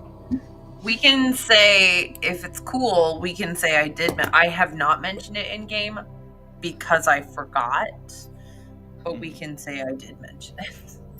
Okay. Cool. This is just going to be my justification for grabbing Grian rather than Adeem right now, because I feel like Adeem has other business with his sister. So I'm just gonna, hey Grian, you got a second? Yeah. Yeah. You want to join me over here in the fog? I for mean, a moment. there's kind of fog everywhere, but that part of the fog? Mm-hmm. Yeah. So I think we need to go find an exit really quick, I feel like, or we need to figure this out, because we seem to not be somewhere anymore. So, do you want to go with me and see if I can find a way out for everyone else? Because I'm starting to get a little freaked out here. I'm starting to get a little slashy, if you know what I mean, possibly. Okay, let's take a breath real quick. Mm-hmm. Just in and out, and hope what we're breathing is not the person in here. Do you remember where the door was? Mm-hmm. It was over in this general area, and I walk him right back to where I just poked my head through. It was in this general area. It's not here anymore. Roll me a survival check. God damn it. Oh my god, really? That disadvantage is hitting you hard? No. Oh, hey. I just rolled double nat ones. Did you? Oh, real hard. I really did. Like, double nat ones. Okay, cool. Cool. Grian, roll me a perception check. Okay, That's funny. I accidentally closed my sheet, but it's a 13 plus, I'm pretty sure, a 5, yeah, so 18. 18, cool, awesome. You're able to see maybe a little bit past in this, where you see Titian just kind of motion towards Ianthe. I think we got to, like, I'm not saying it, I'm not causing a scene, I'm breathing like you're saying, I'm just saying whatever the thing is that's in here took something from each one of us. We don't know what price we just paid for new clothing and need to get the fuck out, possibly. Well, I'm pretty sure the person here just took my piece or whatever's left of it. So took a piece of what? Like my piece, like my inner piece. They took your piece, like your or whatever's left of it. Is that what you're calling it nowadays? Okay, yeah. That is not what I said, but yeah, okay. Okay, so okay. I mean that was it. Hey, Brandon, was it worth it for new duds? Was it? I mean, whatever the fuck is left, I guess. You know, in House Small, I would just take I would shop off the rack of like the miscut garments and pay like pennies on the dollar. And do all fancy people like pay for clothing with bits of their souls, or just us? Okay. Okay, We need to go. I think Probably. thinking of it on the bigger terms is that they don't have the same currency we do, much like the people of Ore. They don't Mhm. delve in our kind of gold and platinum. These are people who probably literally shit diamonds. So, like, I'm not asking what they shit right now, Gran. I'm asking if we can find the Tishian, exits. Tishian, I have a key that can take us literally anywhere. Okay, It's but okay. do you know where we are now, though? I We're- guess. We're in a shop. Can I look for the Mhm. exit and see if it's like You certainly can. I'll say after a little bit of time, it'll be enough time that that Ada is able to finish up their getup. And at this point, you see a light reflecting an exit to leave. Now that everybody is done, Titian, with a nat one, you're not entirely sure if it was the area you were looking at before or not. Okay. I think I just kind of like turn Tishian to the left a little bit, so it's like in his view finally, and be like, "See, Yeah, Okay. and you all see this too. it's So there. It's Oh my okay." god. Okay, but are you sure that you can't be 100% sure if that's the exit? What if that's just another part of the store? What if that's like the belt section? Are we going to go get belts for part of our like fingers now? What the fuck is happening right No, now, Tishian, Brian? I mean- the belt section was actually just 2 dragonborns that spun around my waist 4 times. I think Jet was just been high this entire time. What is in this smoke, and why are we hotboxing it together right now? This is not the kind of bonding. I don't know, but it's definitely the weirdest blowing I've ever done. So if we're good to go, I think. I highly doubt that. I really highly doubt that. you guys But just have a whole tavern scene in this place. I mean, for on the cheap, yeah. For half price, yeah. all right, I guess there's only one way to like advance here right now, and Titian's gonna pull a sword and he's gonna go, I'm heading for that exit, and I guess who's ever coming with me is coming with me. I'm gonna shove And Tishian out the door. I'm gonna go for it. I'm going for the exit. Beautiful. Sword drawn. Does everyone follow? Yeah, like Are you alive? You got it. Cool. Yeah, you all patiently and respectfully leave, and Titian, brandishing his weapon, is leading the way. And Not being subtle. yeah, beautiful. As you push your way through the smoke, you get to the same area of the entrance as you see Iskar just go, hey, oh, hey. It's got okay. Hi. What are you? Where are you in the exit or the belt section? Sorry? Are we done, or is this belts?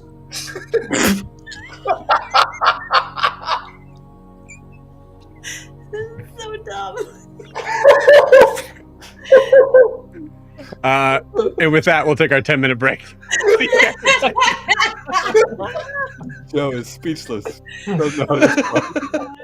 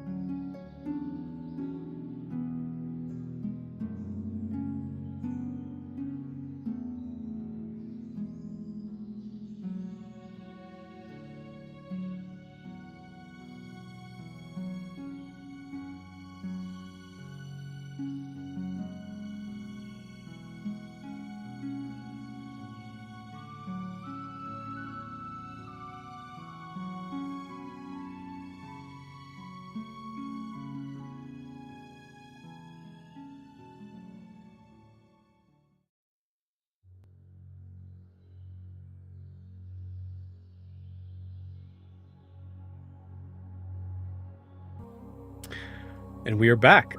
So, as a very confused and bewildered primordial elemental figure is looking at Titian, there is a moment where we see Ada walk through the fog. And Ada, what do you look like? Ada looks like a girl, guys. No longer, at least for now, is she wearing the leather armor. She's wearing like a peasant dress almost. It's like it's got like a soft bodice. It's got like a vaguely floral pattern in like, but that's like kind of hidden. There's like pleated, not pleated like in like the 90s, but like swishy skirts. And when she like walks, you can see like loops where one would put a knife if there were a knife to put there. Like in the folds of her skirts. And she, like, other than that, just looks very plain. Just, you know. Yeah. So as you walk out, you see Titian, scimitar raised, towards Iskar.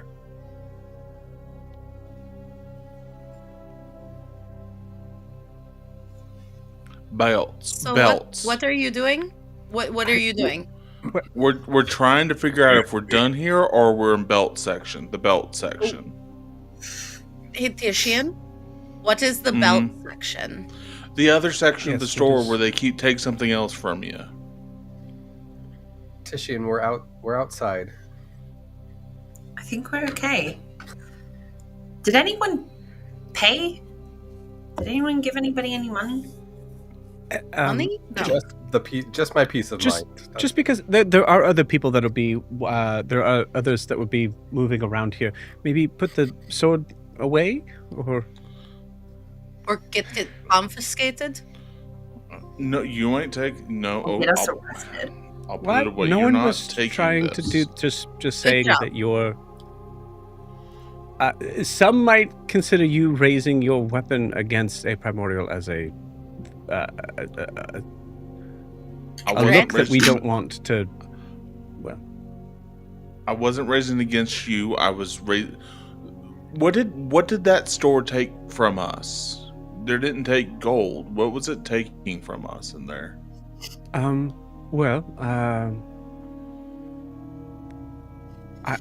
I'm not entirely sure. There's usually people only go in there if they're requiring something new or changed about them. Ada, what was your experience? Well, I saw my sister and her old tavern and all the costumes that she used to dress us up in. And then I had to dress. Well, is that exciting? No, I just normally they're not. We don't really deal in much physical currency here. So was there something that any of you were aware that you gave them? A blink. My peace of mind. Quite literally? Are you an iota stupider now? I think I'm an iota more fucking irritable, but I think that's it.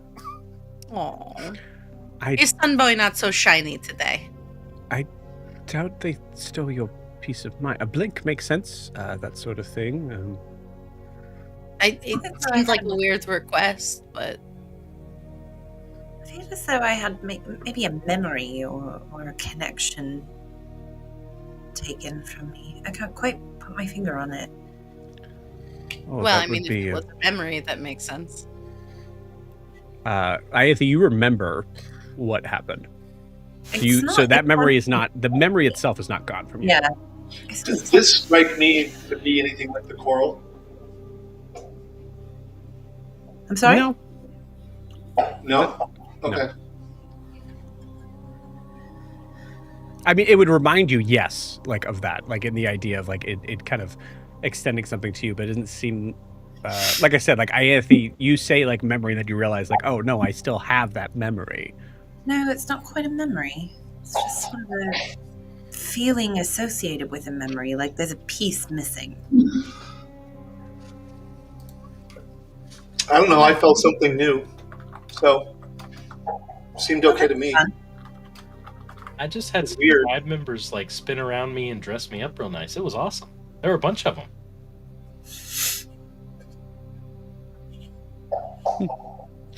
Would the players like to know what was taken from you? Sure. I would. You ready for this? You ready for how messed up of a DM I am?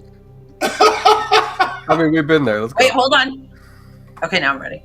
Now you're ready? Beautiful. Now I'm ready. Ada, you had one blink you will not get back taken from you. Jet, you had taken from you a snap of your fingers. Interesting.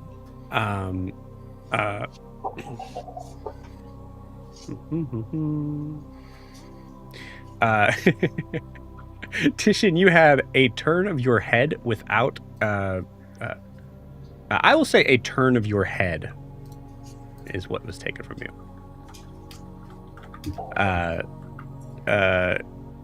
Let's see, what else?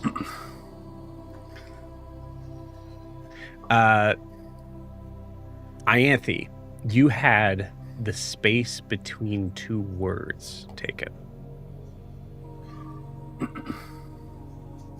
That's so wild. Yeah. You're telling me that Tishian's losing his shit over the turn of his head? Okay. But to be fair, the reason why it was like, well, turn your head, is because it was like maybe a sort of glimpse of the afterlife for Tishian. So Yeah. It was, so there were things that were like put to like make you guys have to do this, like Jet, like giving that sense of like I'm trying to get you to do this. And then also a Adim, you got you got a shiver. I lost a shiver. Dang. Yeah. And not that I'll never have a shiver again, but that Which was funny for you because you've never really experienced that, so it was a very weird thing for you to roll. Yeah. He had one and they took it from him. He took it from him. Yeah. Did I miss anybody? I think just me. What'd you roll? What number did you roll? 8. It was actually his peace of mind. He's the only one that got it rough. Peace of mind. It was not the peace of mind. You had a I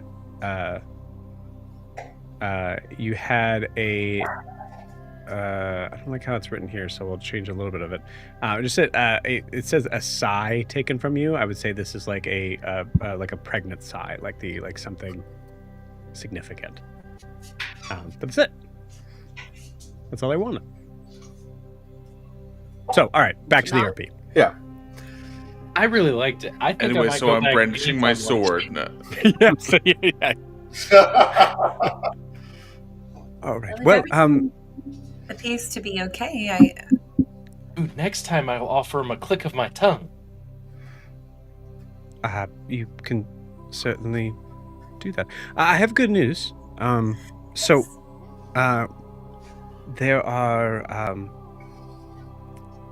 There are choices.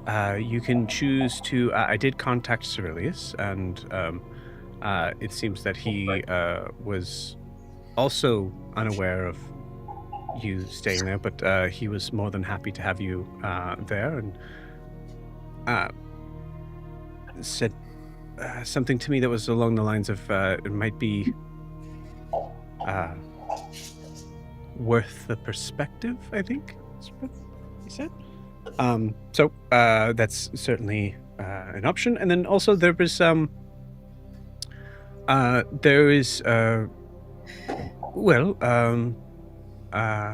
is a quarters that is currently being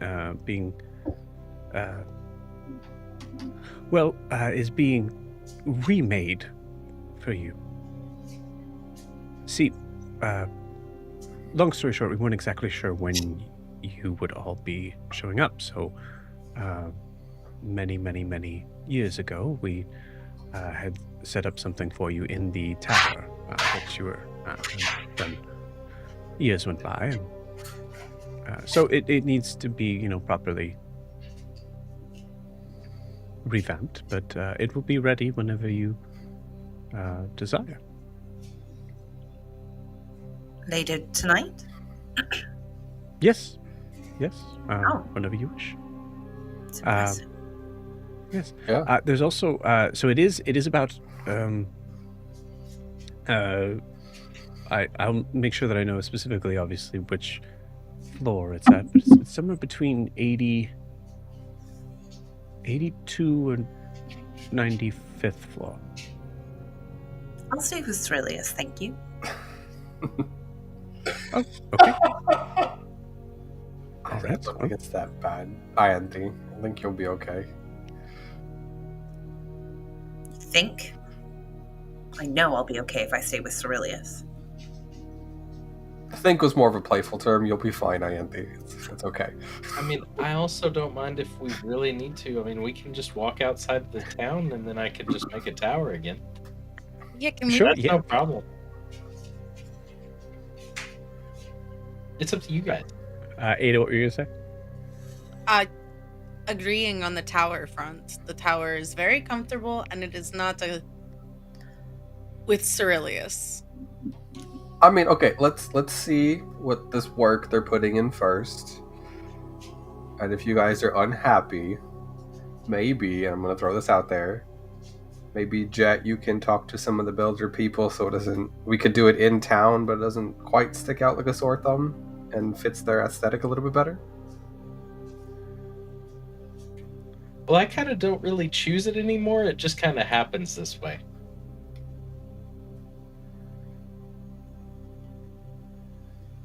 It's kind of whatever I'm feeling. It just pops up as a tower. I can ask Nazir. I'm not entirely sure what they would say about it, but I'm sorry. We're being incredibly demanding of our very gracious hosts. I think whatever We?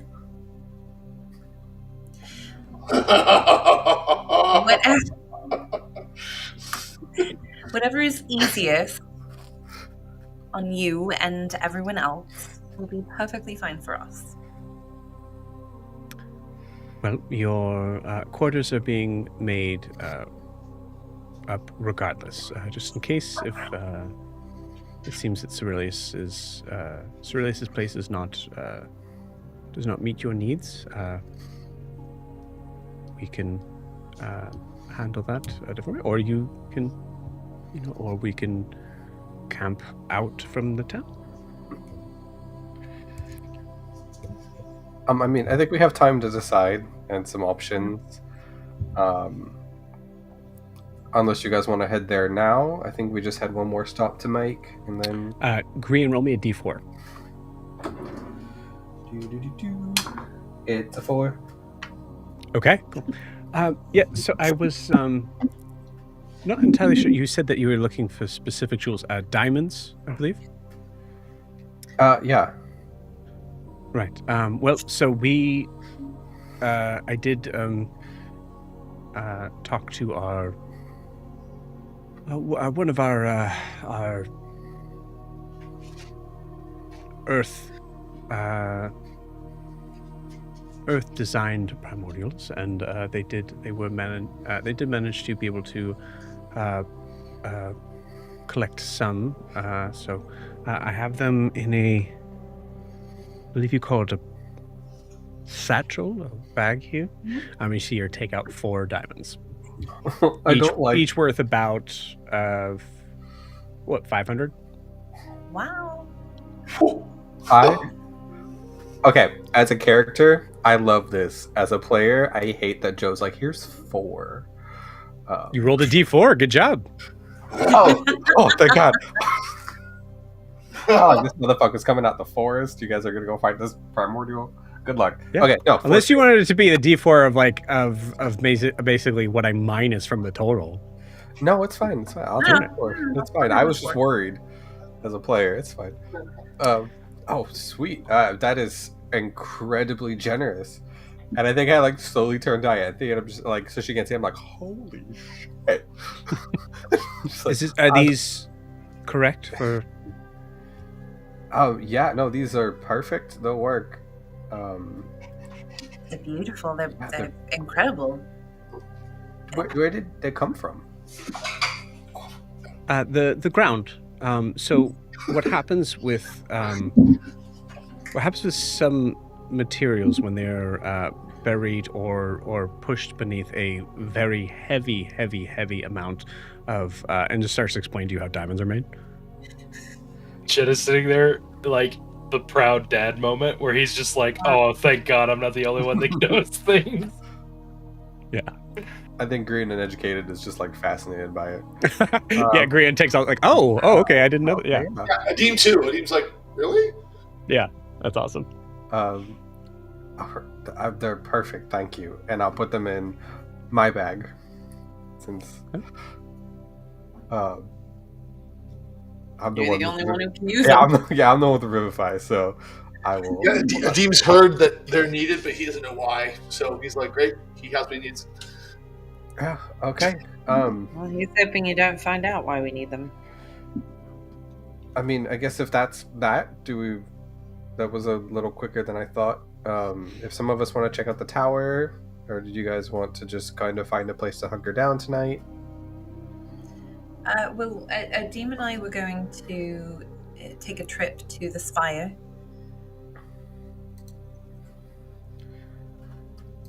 You see Iskar kind of like give a little bit of a look at that.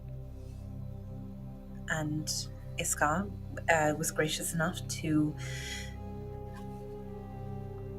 accept showing us the way. So, Whoa, was this a trip thought you now all that would be able to we're all well, going? Or that's up to you lot. I mean, if I remember correctly, he was like, "Yo, just you and Adim," and you're like, "It's my posse." Can I throw an insight check to see if Ianthe really wants us to go? yeah, go for it. I want to throw an insight check to see what's up with this car because Adim is a rock. He's thick, so. Yeah, go for it. What is a really great? 2. Jesus, guys. You guys are level 11. Come on. I need still have 14. I rolled to determine if Jet would realize that Iskar is looking at Ianthe the way that Ewolf looked at Ianthe. Mhm. So as soon as the party splits up, I rolled a natural 20. So Jet does know.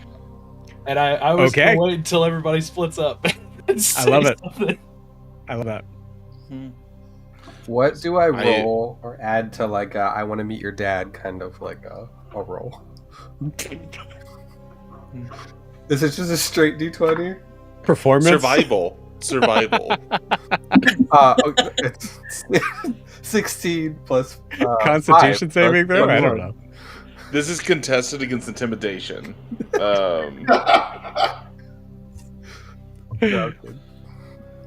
Okay. So I guess you guys are we all going then, or just you guys? I mean, it's cool. The DM has fully lost the thread. Tishian, Well, you were the one that was originally rolling something. I rolled a 14 against Ianthe just to see if Ianthe is, and I think this is maybe Chelsea's choice, giving off signals that she would or would not want us to go. Yes. I will say, yeah, go ahead. as a player, you guys come with us. I'm totally cool. Ianthe does not want you to come with. Yeah, And that with tracks. the 14, I know that. Yes, for sure. Yeah, I'm not subtle about it. Like, Okay. yeah, you guys can come if you want, I guess. If I won, you said. If Come if I want. you want. That's such a great line. You can come if I want. Yeah, if I want you there, you can. I'm curious, when I was there, did I get the impression I was breathing water or I was breathing air? Yes. Which? I was either Yes, you're breathing water. Okay, I was breathing water. Yeah.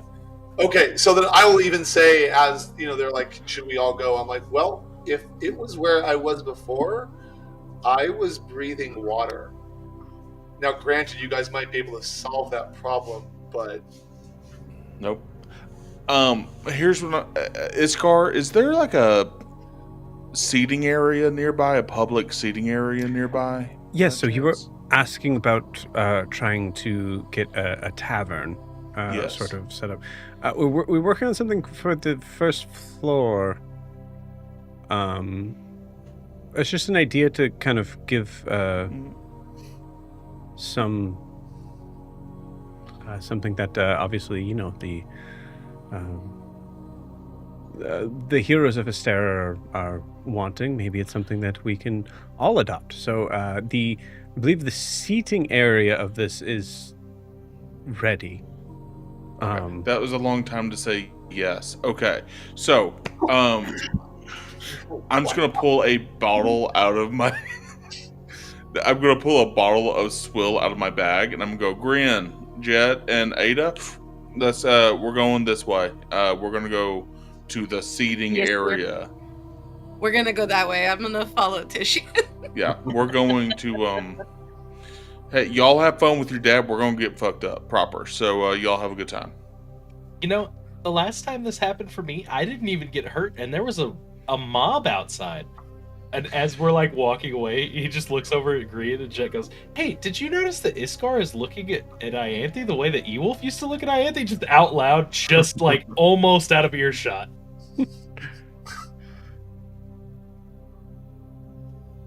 We'll talk about it over. We'll talk about it over the booze. Come on, everybody. We got to leave them alone.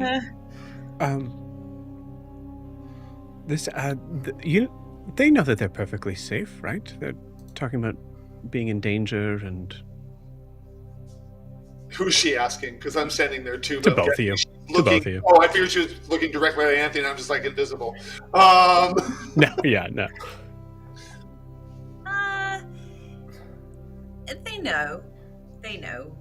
But do they? And she says that. Like, but do they? We've had a lot of bad experiences being in places we thought were safe, and then them not being safe. So any of us being on edge at any given time would not be surprising. It's also nothing personal. He's right. No, yeah, it's not you. You've been all of you have been amazing hosts, but given our history, we don't seem to fall in safe water very often. I think to kind of whatever. I'm gonna come up and tap Ianthe on the shoulder and be like, "Hey, can we have the pearl or the gem of translation?" Oh, since you're I mean, if you guys are going together, I mean, I might as well. Yes, of course, yeah. Cool. Korean. Yeah. You are perfectly safe here. Okay.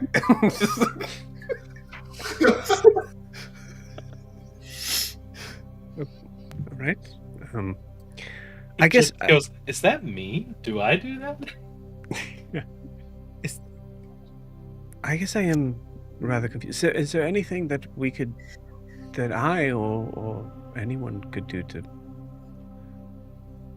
I understand things being strange and different, but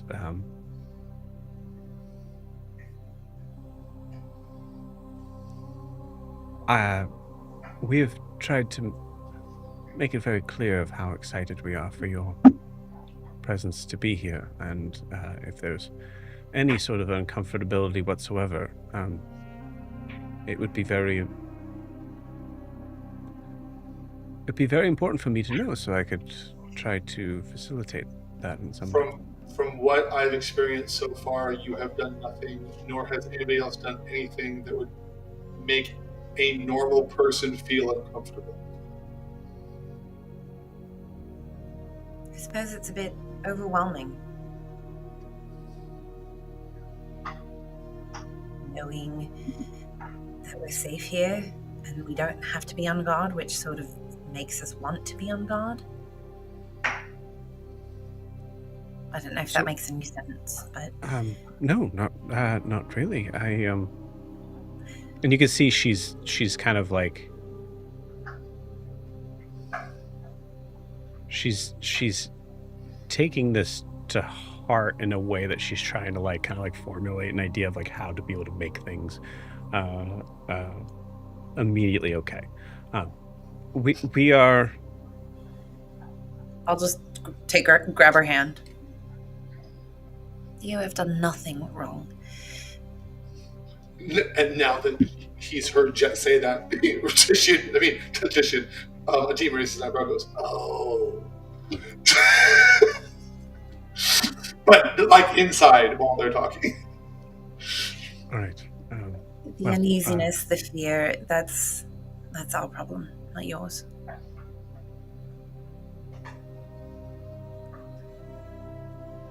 I think I understand where that comes from, but I promise you, your problems are my problems. And Adim, you've never felt more like a third wheel in this moment. Yeah, I'm standing there like, do. Should I start practicing with my chocolate right now? Like, give it like 5 minutes. Yeah. So you meet your dad, and then you'll feel. Well, you guys are gone. I'm just like, okay. I'm just like standing there, like, and after a moment of them looking into each other's eyes, I'm like, so the spire's where? Where's the spire? Yes. So it is. Right. It is the. We're going there anyway. So yeah, let's go. All right. And I will just trail behind them, like, just like, la la la. Okay, so it's up to Anthony. Iskar does not notice at all. I rolled an 8. Cool. With that, as you are moving closer, there's a kind of like slope downward as you're getting closer towards the spires, and you see Iskar starts to kind of like point out some of the like sort of like pieces of this like kind of like shell-like structure that had broken apart, and like pointing out like this. I always thought that was so beautiful there, as it's a perfect moment sometimes when the moon is connected right there. It's as if it's trying to. Did a deep just hear a crow? Nope. Okay, I thought you played something. Maybe it was something like. I heard nothing. Okay, it may have been something in the house. I'm sorry. I apologize. It's all good. There's a crow in your house, Jack. Get out of there. There might be. So yeah. Well, I'll. Once it reaches there, I'll make sure you see it. Adim. Yep. Still here. Yes. So, are you excited to? Nope. Shouldn't say that. I just wait and let her be uncomfortable trying to find the word. Yeah. Is there? Were you going? Were you going to the? Are we going here for any specific reason? I was not told to come here. Anthony was. You should probably ask her. And that was total angry teenage boy. Yeah. Like, I love that. I love that. Oh, all right. So yeah, I'm not sure why we're going.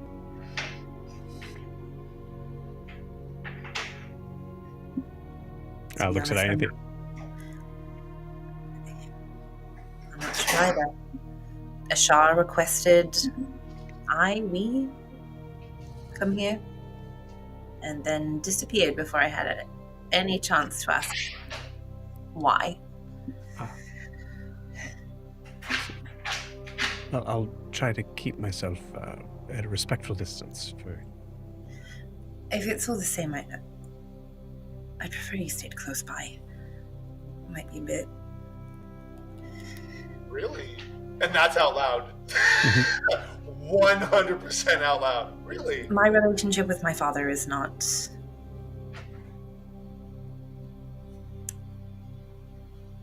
I don't really have one. Well, maybe Zareen will accompany us too. It would just be nice to have a couple of familiar faces. Mm-hmm.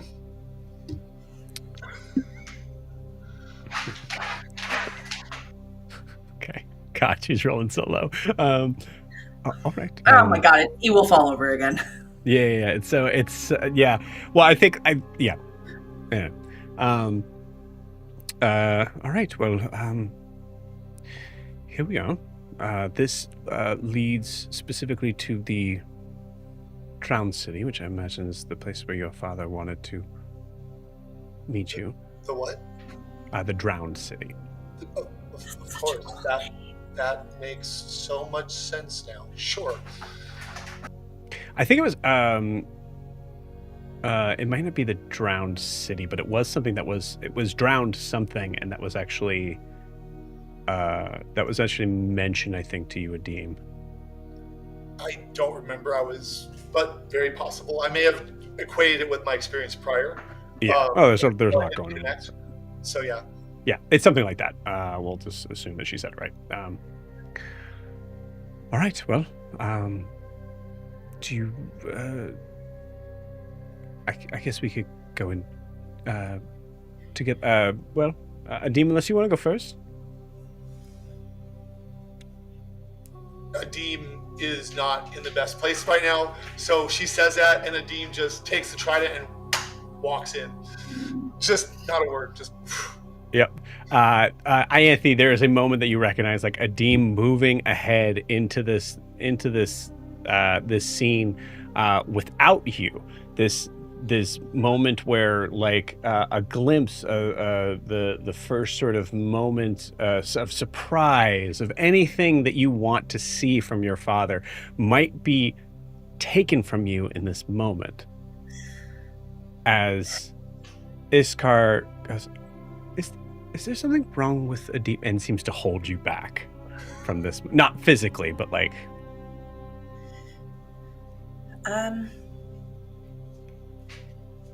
Things with Ashar and the two of us are unbelievably complicated. And we each have our own thing going on. I see. Well, I don't want to get in the way of that, so. You won't be. All right. Okay. It's good that Adim is on another plane of existence to hear that. You'll see with that, shall we? I've never been to another plane before. This is exciting. Hold your breath. I've never done that before. Ianthe, roll me a D100. Oh, jeez. Okay.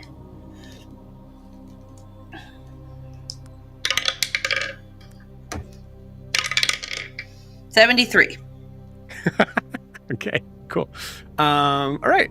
Adim, you get a little over a minute, basically like a minute 15 almost, to see your father before Ianthe does.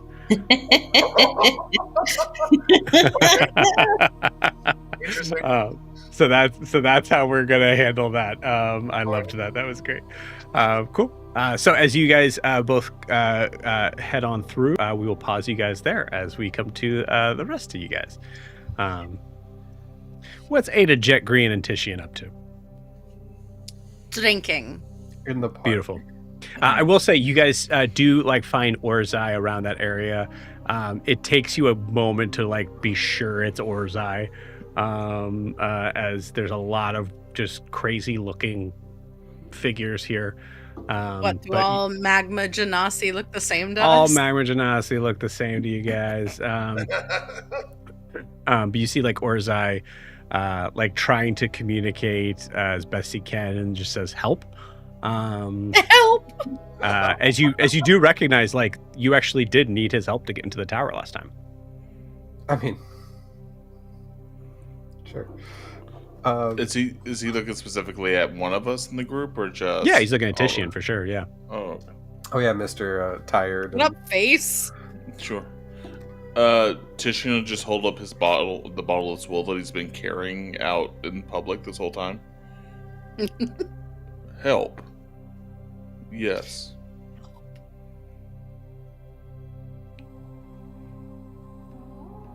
Help. Is my tongue spell still active? How long does it last? Less than an hour, I think. Yeah, I'll say it's still up then. Jet kind of walks forward and goes, "Oh, hey, Orzai, how's it going?" And he's speaking in Primordial to Orzai out of nowhere. Oh. Oh, it's magic. Sorry. Can we get into the sitting room?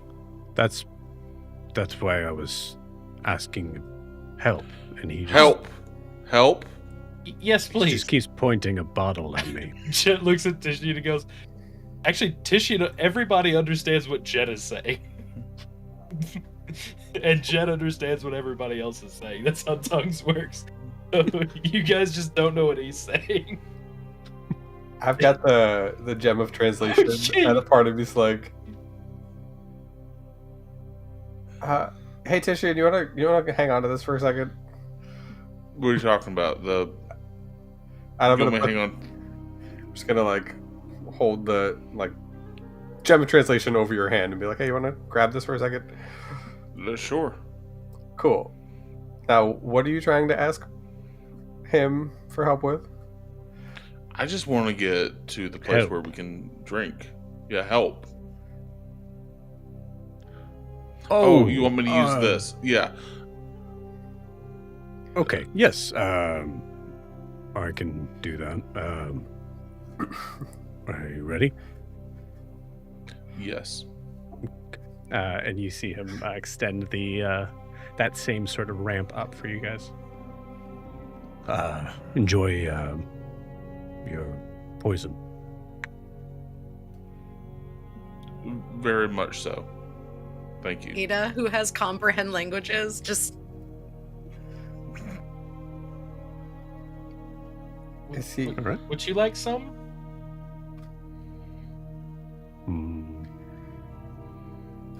No.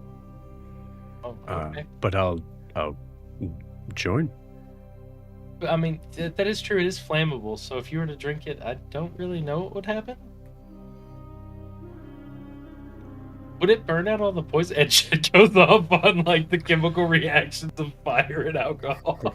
How long till the alcohol burns off? Like, Yeah, you see Urza just standing there. Like Jet was halfway through an invitation, and did not, and Urza did not receive an answer. So he's just listening to all of this. As the rest of you guys are probably heading up there. Mm-hmm. poor Orzai. Oh yeah, you can come. I'm sorry, I didn't mean to. I get sidetracked very easily. Sidetrack. Distracted.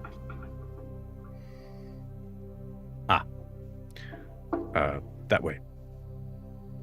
And Jet follows. You guys head up. As you guys walk in, you see what seems to be a very much a design. It is like it's halfway through the thing. You see what looks to be like wooden paneled walls. Everything is wooden panels, essentially. The tables themselves. You also notice as you're walking in, they all seem to be like the exact same shade of brown. Like there's no different like discoloration or anything. You see there's this large sort of countertop. I would say like for most of you guys actually notice that it looks like it's very old fashioned, like for the time period. and I'll say after some time, some of you guys might realize like they might have gotten this out of like some sort of book. So once again, we're like very 80s, maybe like Yes. pants and shoulder pads and brown everything. yeah, exactly. Dude, that's what you're picturing. I'm picturing the hotel Love me bar a from The pantsed up Shining. woman. Love me a pantsed up lady. So there's no bartender. You see there's like there's no bartender. When you come in, you see there's a couple of figures that seem to have been working on it, but they leave as soon as you walk in. I'm just kind of give you like a slight nod, and you all take a seat. Wait, does this mean there's free bar? There's no one manning the bar. The bar is free for us. We are Absolutely. the heroes There of is Sarah. absolutely alcohol. there is 0 alcohol. Motherfucker! Are there glasses there though, Joe? That's a good question. No. All right. Motherfucker! Tishy's just gonna sit down with the bottle, and he's just gonna sit it down in front of him with Ada, Jet, and Grian there, and he's gonna go, "It's all right. This thing is strong enough to kill any bacteria from sharing the bottle, so it'll be fine." What is bacteria? The bacteria Little is actually Jack goes off for another 20-minute explanation. Hell yeah, free entertainment. that's what bacteria is right there. All right. I'm Hmm. not worried about swap and spit with people. I'm fine. Just I feel like that was obvious. Damn, Ada. You're like vicious today. What's going on with you? You weren't this mean on the road. Tishy's gonna hand her the bottle. Ada's gonna take it. She's gonna take like a healthy sip, set it down on the table, both hands, and go, "Yeah, I was still drunk on the road." And she just hands it back to Titian. yeah, Ada, we don't know a whole lot about you, aside from the fact that you're just in this forest. Well, you've never asked. Well, I think now's a perfectly good time to ask. Sure. What's your deal? What's your story? Well, I grew up in Hassamal. My sister runs a bar. My husband was a member of the Roar. He died through mysterious circumstances. I was paid off for my silence. I left Hassamal. I decided to take revenge. I've been training. And then I decided to go into the forest to see if I could find him. I feel like that's it. As far as it matters. I mean this in the most unsarcastic way, but did you find him? Ada's gonna look over to Titian. Yes, I did. And, the outcome was not great. Where was he? Tishy's gonna interject now. He's just some stones are best left lying there, fellas. I mean, if it's any clue, he's not here. So, yeah, exactly. Are you just repeating "damn, Ada"? He's learning. Oh yeah, she's language. speaking in common. Yeah. Yep. Yes. Go ahead, Jet. I was just gonna say it. If you went into the forest and found him, you might not have found him. Because, like, when I was separated from everybody, I went back to my home, and I had to fight, and that didn't really happen. How do you know it didn't really happen? Because I carved my name inside of the tooth, and then I woke up and it was a wall that you made fun of me for. I think, Jet, the difference is we walked out of that cave and they didn't. So you think my tribe's gone? I think whatever we experienced, whatever hallucination that might have been, is different from whatever reality they faced in the woods. Okay. I found him in Titian's trial, not mine. Which means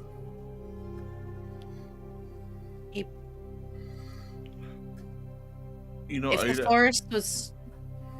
Go ahead. No, please go ahead. I cut you off. I'm sorry.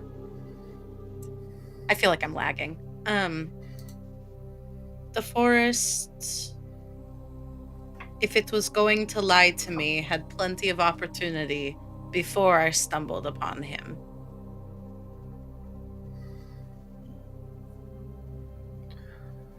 You know, Ida, in our time together,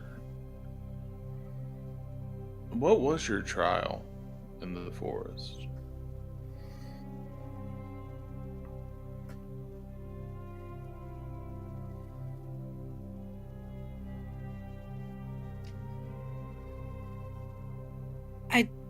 I'd really...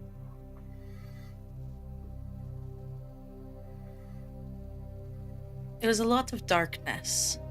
A lot of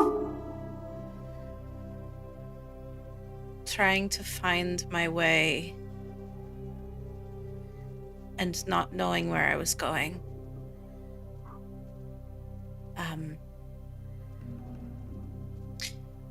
Just a lot of revelations about the things that I gave up, I guess. And then when I thought I couldn't find my way out, I found a compass. And it led me out of the darkness. Does the compass have the same weird symbol on the other things that we pulled out of the forest? I don't know. I don't know. It's mine.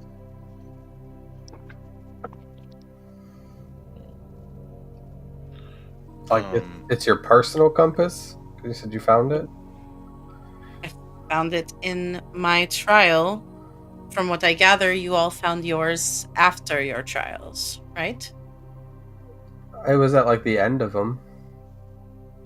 I didn't find anything. Ada, do you look down at the compass when you realize that you never noticed that? Yeah, I think she'll take it and she'll take it in her hands and kind of look it over. Okay. Give me an investigation check. Oh, I'm rolling with disadvantage. I have exhaustion. Oh no. Welcome to the club. Yay! Oh no. Oh no! That is a nat 1, my dudes! Okay. Okay. It was a non-natural 20 and a nat 1. All right. I will say you all notice that Ada is like staring down, like kind of like under the table sort of thing, like staring at what you assume to be the compass for some time. Ada, it takes you about a solid minute to find it. You see it. Oh. Yes. Do you? If you'd like, I could identify it for you. Find out what it does.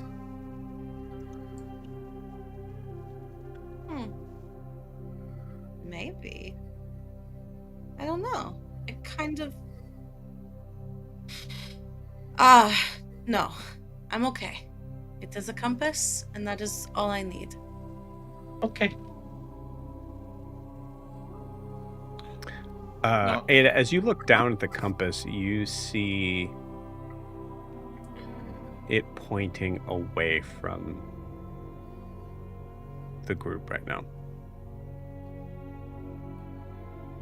Oh.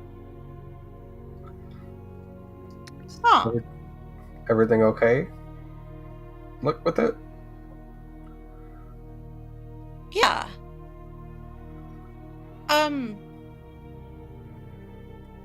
I know we just got here. I'm gonna grab some air. Okay. Just you've only had one drink. You're just leaving now.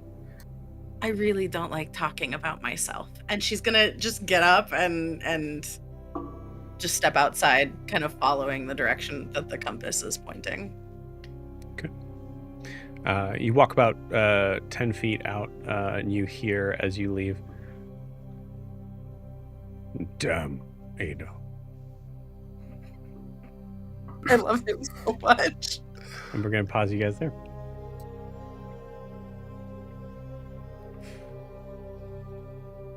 Ianthe, Adine.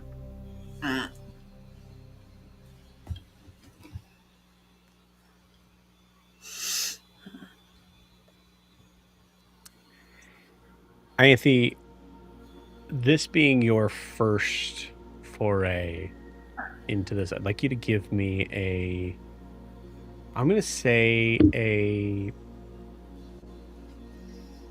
Constitution saving throw. Okay. And a nature check. Oh, geez. Okay. Constitution save is a 20 total. Nice. Nature is a 9. Okay. Just can't do the nature. As you burst out from the other side, actually, you feel yourself like being underwater for a moment as you walk through this kind of rift, this tear in reality, following after your brother. As you feel this moment of like being kind of like pulled where gravity seems to feel odd. And it takes you a moment to kind of figure out which way is up. You eventually feel where that is, and you notice that Iskar is by your side, just kind of patiently waiting for you to connect the dots here on that. She's trying not to necessarily guide you anywhere, but more just give you a full sense of the experience.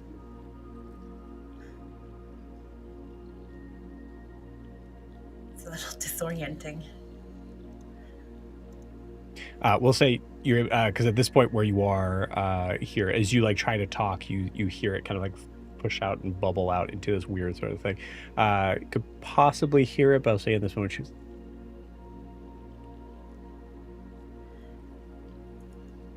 I said it's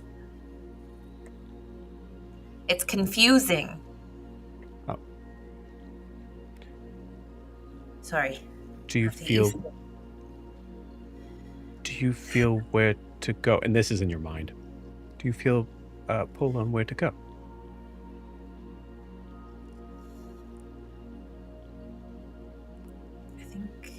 I think I need to go this way. And with that, you breach the surface.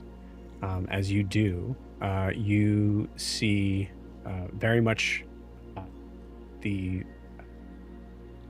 same scene that was set forward with Adine. This towering, large city, waterfalls that are extending from the very top, going all the way down. But you see, even in the high distance, you see there's these sort of floating creatures that seem like they're underwater. And even as you're breathing, you feel like it's a moment that it doesn't feel uncomfortable for you, Ianthe, but there's a moment where you feel like the air is thicker here. Roll a perception check as you come up.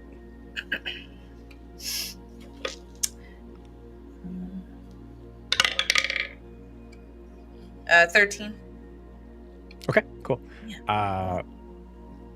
With a 13, I would say you notice a bridge that you see like a figure walking that you're not entirely sure is your brother until you see the like trident on his back.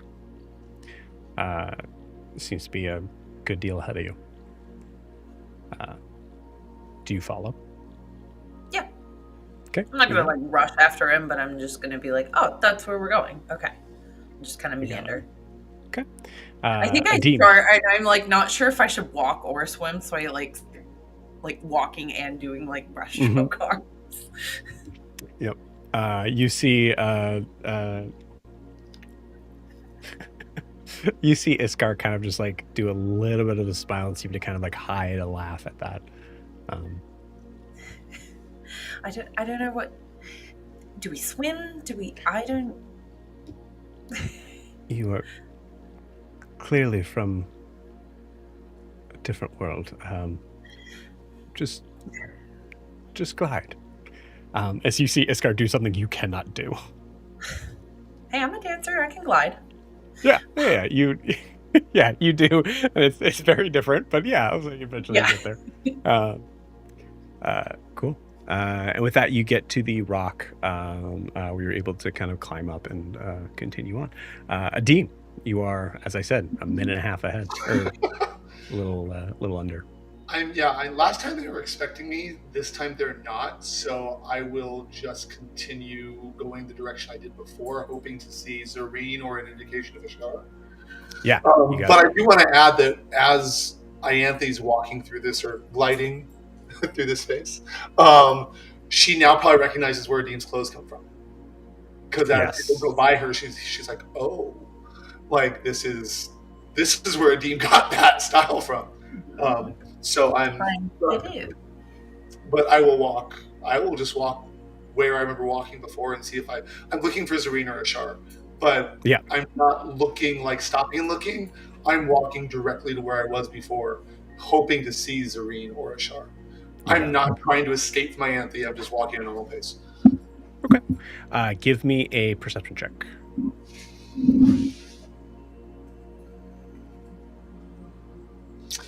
So you forget, Joe, that my high scores are in acrobatics. Give me an acrobatics with your eyes.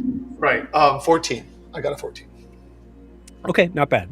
You feel like as you're looking at, once again, it is a very similar sort of situation where you feel a lot of eyes on you and nods and then double takes. And at this point, you're kind of like, you're a little bit more used to it. So now I'm dressed like them. So but I'll just let it happen and just keep going. You got it. And with a 14, I might nod without smiling at a couple of them after they realize who I'm not. You got it. Just like, hi, that kind of thing. Cool. As you near to this area of this like fountain that you were at before, you see there is a figure there that is that has a deep blue cloak, kind of facing the fountain. Definitely not Zareen. Okay. But is facing away from you.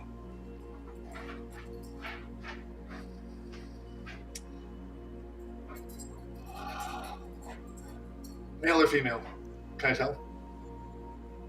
It's a pretty big cape. I'd say it's kind of hard to tell. Just for funsies, I'm going to use control water, my shape water, and make the ankle or the part of the ankle that's closest to me, make it so that they turn around and see what's going on. Okay, cool. But I just keep walking. I'm paying attention, but I just keep walking. Because I suspect who it might be, but I don't want to call out. You got it. They actually, I'd say they'd roll a disadvantage. Just surprised at this. Cool, awesome. What's the is there a DC on one of your battle things? Battle thing? Which battle thing? Like your Battlemaster thing. But I need to know which one. It's because I don't know. Let me look. Features and traits, class features, combat superiority. I have bait and switch, parry, quick toss, disarming attack, maneuvering attack, precision attack, and tactical assessment. So I'm not sure which one you're looking for. Okay. Yeah. No, I think some of them have some of them sometimes have a DC, but I think the ones that you have aren't on there. I will say, roll me an Arcana check. Okay. 14. I'll say. Oh. Never mind. I don't even need to say advantage. Cool. Okay. Awesome. That passed. As you are able to spin your father to face you. He rolled very low. As he turns, you see the cloak kind of, you see him kind of like concerned, in a space of like trying to kind of regain his balance for a moment, and then see you. I heard you called us. And there's a slight grin on his face. It's not completely serious. I did. Ianthe's coming behind me with one of the other Genasi from Zajar. Who? They seem to want to travel together. Iskar, I believe her name is. Could you head them off? This needs to be a private conversation. Sure. And there's a slight bit of acidic tone now. Yeah. And I say, sure. And I turn around and walk back. He's going to say, he's going to call out to you, Adim. And hearing him say that, I'm hitting a wall. I'm like, yeah. I turn around halfway and look at him and say, yes. This is a very important conversation that can only be had with us. Trust me. All right. And then before I try and leave again, I stop and look at him and say, I hope you remember when I was last here, I didn't think I was really here. And I apologize. And I will then turn and go to Ianthe. Okay. Just kind of stares out after you. Ianthe, you get to essentially like kind of like what would be equivalent to this like sort of city gates, the end of this bridge. Iskar is kind of like pointing out like things to you. There was a certain time where I was actually I was invited to go up there. There was a sort of it was a long story, but it was a party for and I just there was someone that anyways is very lovely up there, and Adim, you approach. I approach and I start speaking in Primordial. I say, because I'm interrupting her, and I say, I beg your pardon, and then I stop myself because I realize Ianthe's here and she doesn't have her gym anymore. And I'll read it and say, I beg your pardon. I'm sorry, Iskar. Ashara has asked it. And then I stop for a moment. And I look at Ianthe and I say, I'm not sure if he wants to speak to you alone or you and I alone. But he asked if Iskar could stay back. Because Joe, the way he said it, it could have been that he only wants to talk to Ianthe, which is why my voice. Vague. He is so vague. Yes. So I may come and visit you, Iskar, if he doesn't wish to speak with me, but he did ask that either only Ianthe or only Ianthe and myself return.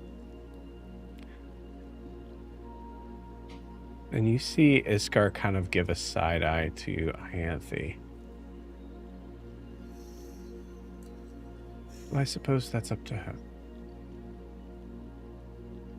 And I kind of raise my eyebrows, and in Primordial, I say, I thought this was Ashar's domain, so I think it's up to him. And I will turn around and I walk back to Ashar.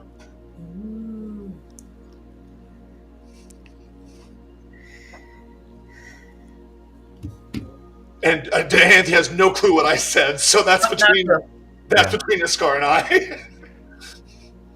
I wasn't. Apologies. I wasn't trying to create a rift. I was just trying to provide an understanding that I'm here for you. You didn't. He's just like that. I appreciate it. Just wait here. Stay close. Wait here or stay close? Wait here, please. This won't take long. I'll be right here. Thank you.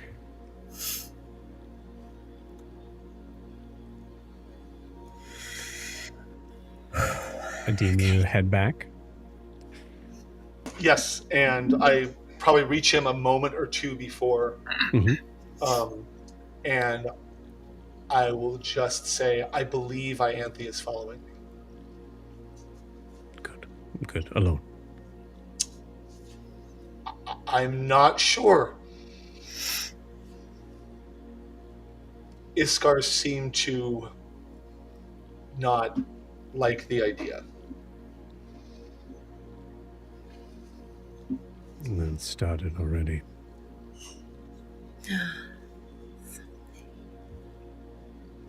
I think Ashar looks behind. Oh. There she is. And Adim, I think in this moment, as you mentioned the teenage boy thing, so I'm going to say it makes sense on either sort of point. It makes sense for Adim to have a moment of like, why are you looking at her with this like amount of favor that you didn't look at when I arrived? I will say above board, it is fully like a father-daughter as opposed to father-son sort of thing. Like there's that difference there. Yeah, and I'm just standing there and I'm just taking it because I'm not even sure if I'm invited to the conversation. Sure. Yeah. So I may be his dutiful little guard to make sure that, That makes sense. So I'm just standing there waiting for now. I'm deciding how I'm going to... Adim is trying to wait to decide how he feels until this progresses further. He's trying to wait. Ianthe, you approach? Yeah. I approached it very slowly. Like, I think Adim would pick up on because he knows me. She's nervous. And you're picking up that Adim is angry. But angry at the level of more than he was angry when he and Titian argued. It is angry. It's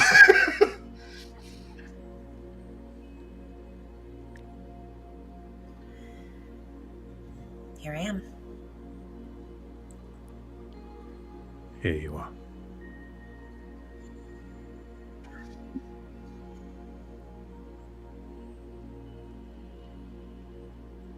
I have a lot of things to say to both of you. Things that I'm sure from your point of view is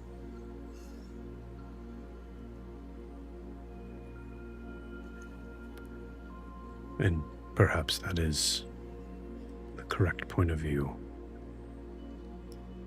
I have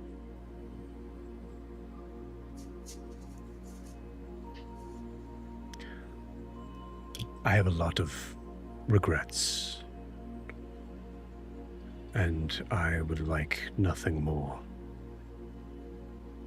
than to spend as much time as I can with my 2 children here, making up for that. However, there is something very important we must discuss.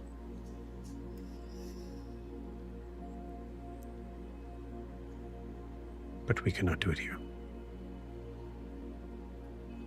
If you would follow me.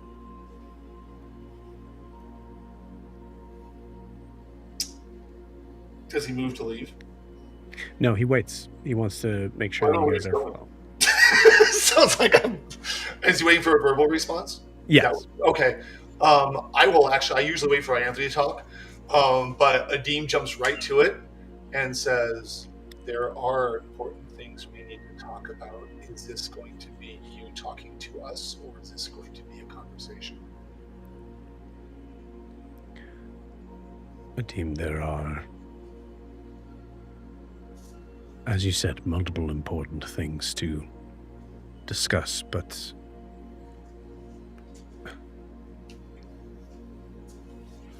one of them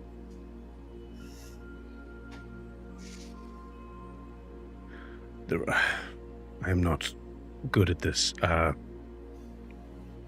One of them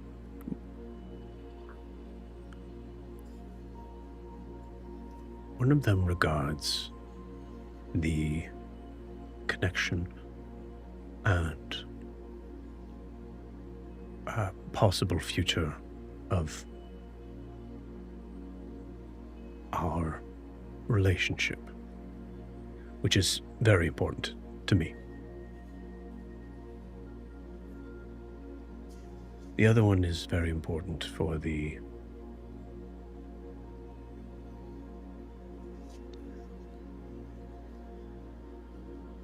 to be a world for you both to go back to.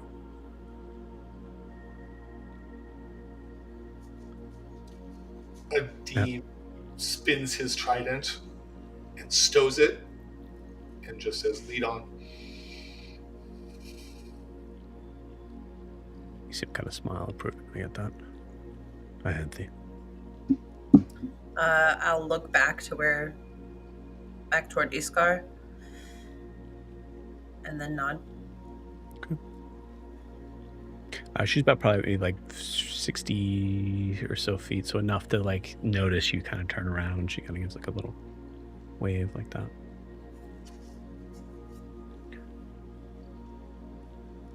All right. I'll pause you guys there for a moment. You're such a tease. I am. We come back to Grian, Titian, and Jet.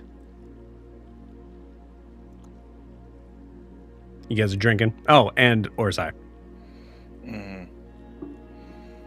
Yeah, I just assume we've been getting progressively drunker this whole time. If no one else is joining me, then you're watching Titian get drunk, which is sad.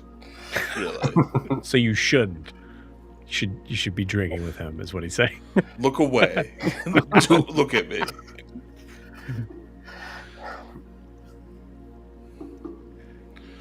Okay, so...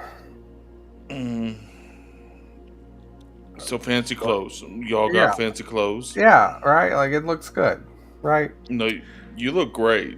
And Jet, your robes are awesome.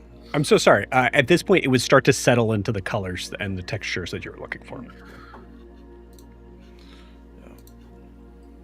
Yeah, I think Grian's armor looks really cool. Titian, I really like your jacket. It looks really nice. Thanks. I didn't get sleeves on purpose. It was I know, it shows off your muscles better. For my muscles, exactly. I'm happy someone got it. That's very important to me. Muscles. Yeah, and I think that this outfit definitely looks a lot better than just your robe tied around your waist. Yeah, and I even got them to incorporate a bone that Prisha gave me, and then these wrist pads are there in case I have to block a sword, because, you know, I've been kind of up in the thick of it. You know what? That actually reminds me, Prisha. Mm-hmm. You know, do you think we could maybe like spy on her like she did Codex? Do you have a way of spying on her that you can? I could try. Storm and trying, right? I'm just gonna tell you, Prisha would probably love it if we could just say hello to her one time. Okay. You know, let's try it. And I think he like. We're drunk dialing Prisha in another dimension. Yeah, another plane of existence. Grian is tipsy dialing her. I don't know if he's drinking as heavily as Titian, but when you come up with this idea, Jet will do whatever he can possibly do to assist you. I don't know what that is. Maybe I have the banishment spell that deals with other planes of existence. He would spend as much as he could trying to expend his magical power to assist you. Whatever he can do. Okay. So I guess I'll sit there. I have the string that Prisha gave Grian. and I know what she looks like. So I am going to attempt to cast Scry on her. Okay. Yeah.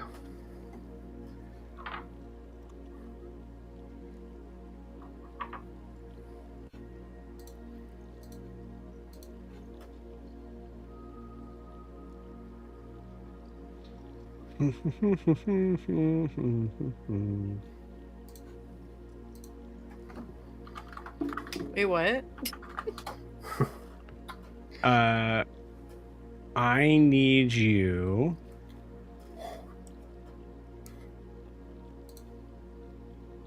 I know it says wisdom save, but there's no way for Prisha to really save against this on the. So I will say for Grian, this is going to be. I will. Can I give you? That would be fairer. And if someone gives me like the help action, that's advantage, right? I don't know how they. I mean, it'd have to explain to me how they would help in this. You're right. I'm rubbing Grian's shoulders the whole I will time give he up is all of- scrying. I will give up all of my spell slots. Oh god, that's really helping. You want to give up all your spell slots? Like Let me forever? keep one of each level. How's that sound? I'll give up more than half of my spell slot. No, if you want to give up all your spell slots, I'll allow help action. Like forever, or just like till we? Yeah, like forever. Okay, No, that for can't be today. forever. Oh, God. Jet would do it without Okay. even thinking about it. Jet would give up the last of his spells. Okay, you have advantage.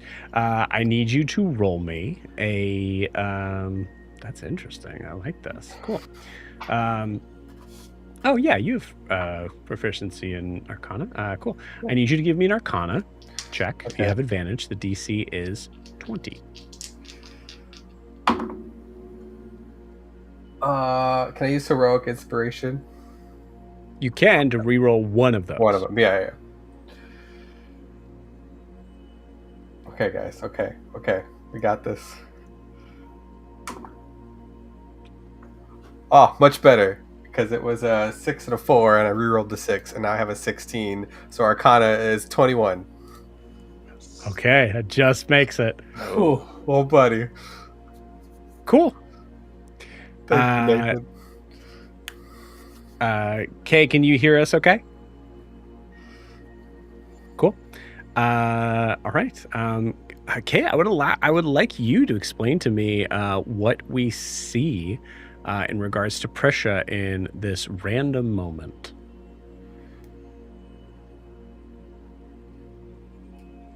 I think we lost Kay again. Yep. Could I, while we wait for Kay's like internet thing to sort itself out, would I be able to? Because like I'd be casting 2 spells at once, kind of. I was gonna say like minor illusion, whatever I'm seeing. No. Okay. Perfectly fine.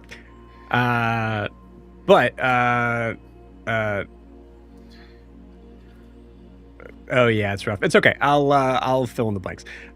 So I will say what you see in this moment is you see a Prisha that looks very. You want to try, Kay? Oh, it's moving so slow.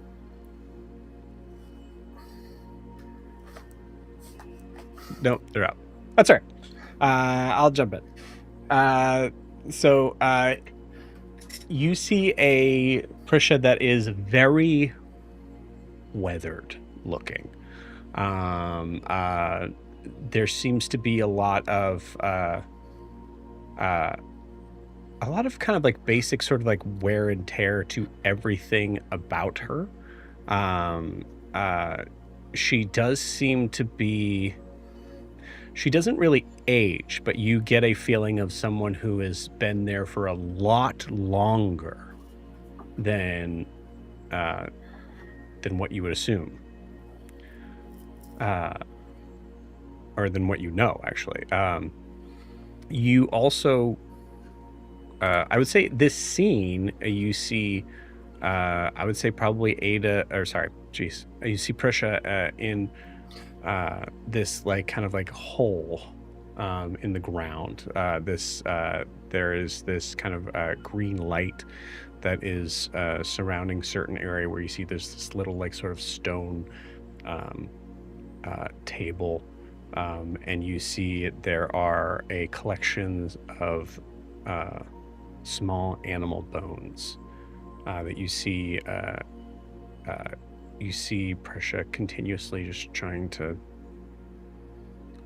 toss onto the table.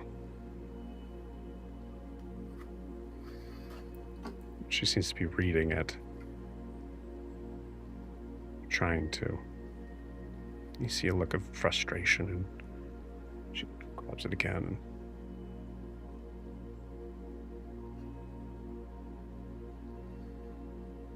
you see there is a large sort of ram's head like skull that is on top of her head, like a helmet. And then you see there is like this sort of shadow that seems to pass that kind of like blocks the green light for a second as you see Prisha just kind of look up.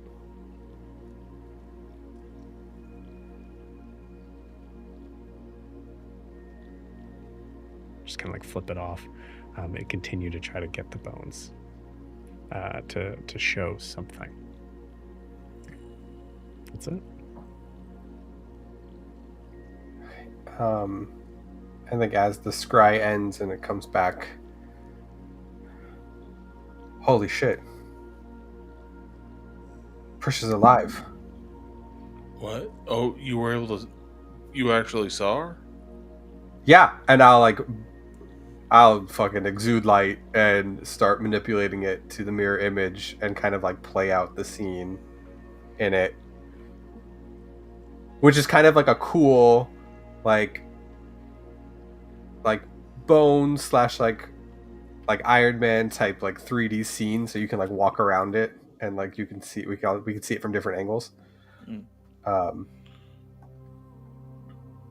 it's her like using the bones to try and like read the bones. You see Orzai point at this illusion.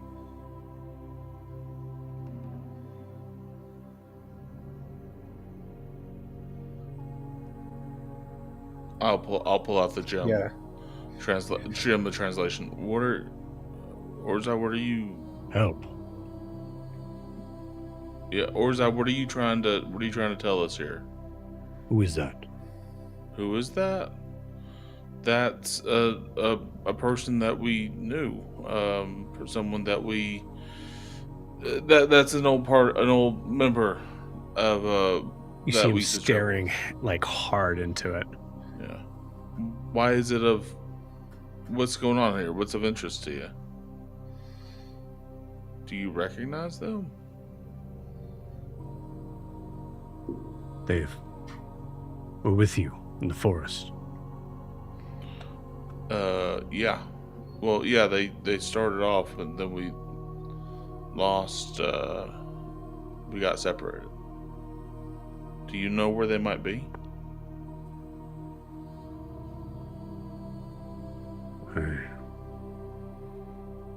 I know where they're supposed to be. Can we go there? I know where they're supposed to be. So where are they? Do you recognize where they are at right now? No, I know where they're supposed to be. Okay, then tell us where they're supposed to be. Where are they supposed Here. to be? Here. They're supposed to Here. be here. Okay, well, they're not here, so...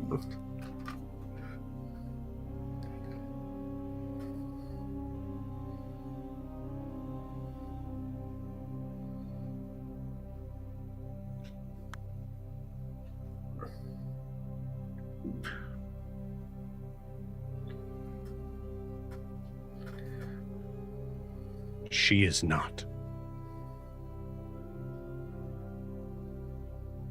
Are you talking about Ada?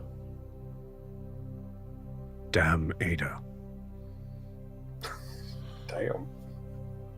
Hold on. What are you trying to tell us? What are you trying to tell us about Ada right now? She's not supposed to be here. Oh shit. Okay, so we're gonna pause you guys there.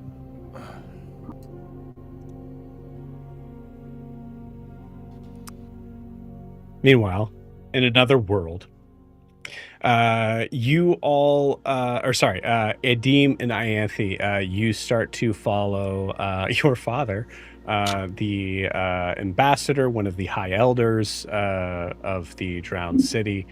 You follow him into an area that kind of comes down to this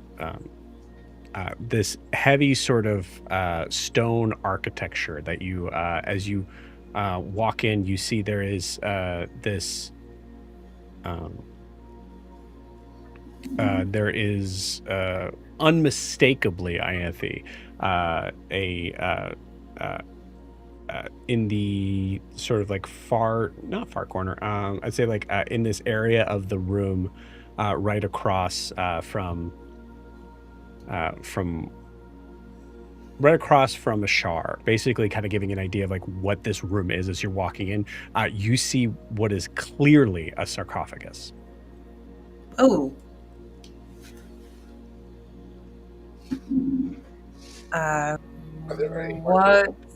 What's in there? Oh, brother, who is in there? Family. This place is not really. This place is not really what's important. Being alone is the important part. Is there any writing on the sarcophagus? Yeah, there's a ton of like glyph-like sort of thing. It very much matches your the writing on your tattoos. Okay. Yeah. All right. Yeah. You get the feeling that this is possibly like royal catacomb sort of like things that are the family mausoleum. Right. Yeah, 100%. And what's even better is that Ashar brought you here only for you guys to be alone, not because of like. So here's the rest of your family. Yeah, here's your family history, and this is what everything means. But, but now we can be alone. Oh, okay. Yeah, great. Okay.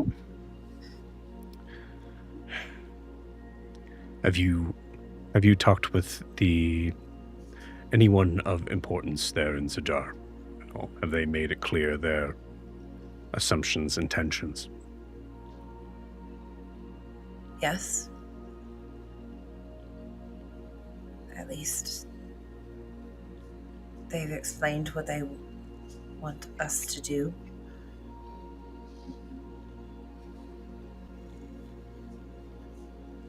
Do you know what they're asking? I do. And I know you have very, very little reason to trust me. If it helps, recognizing that I am talking as not as a high elder, not as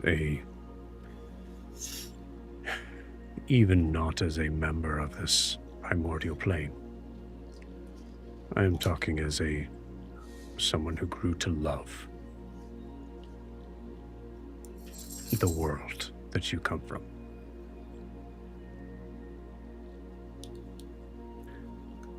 Ianthe, Edim, if you have any love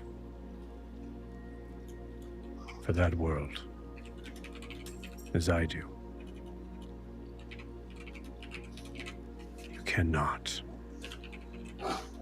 bring the rods together.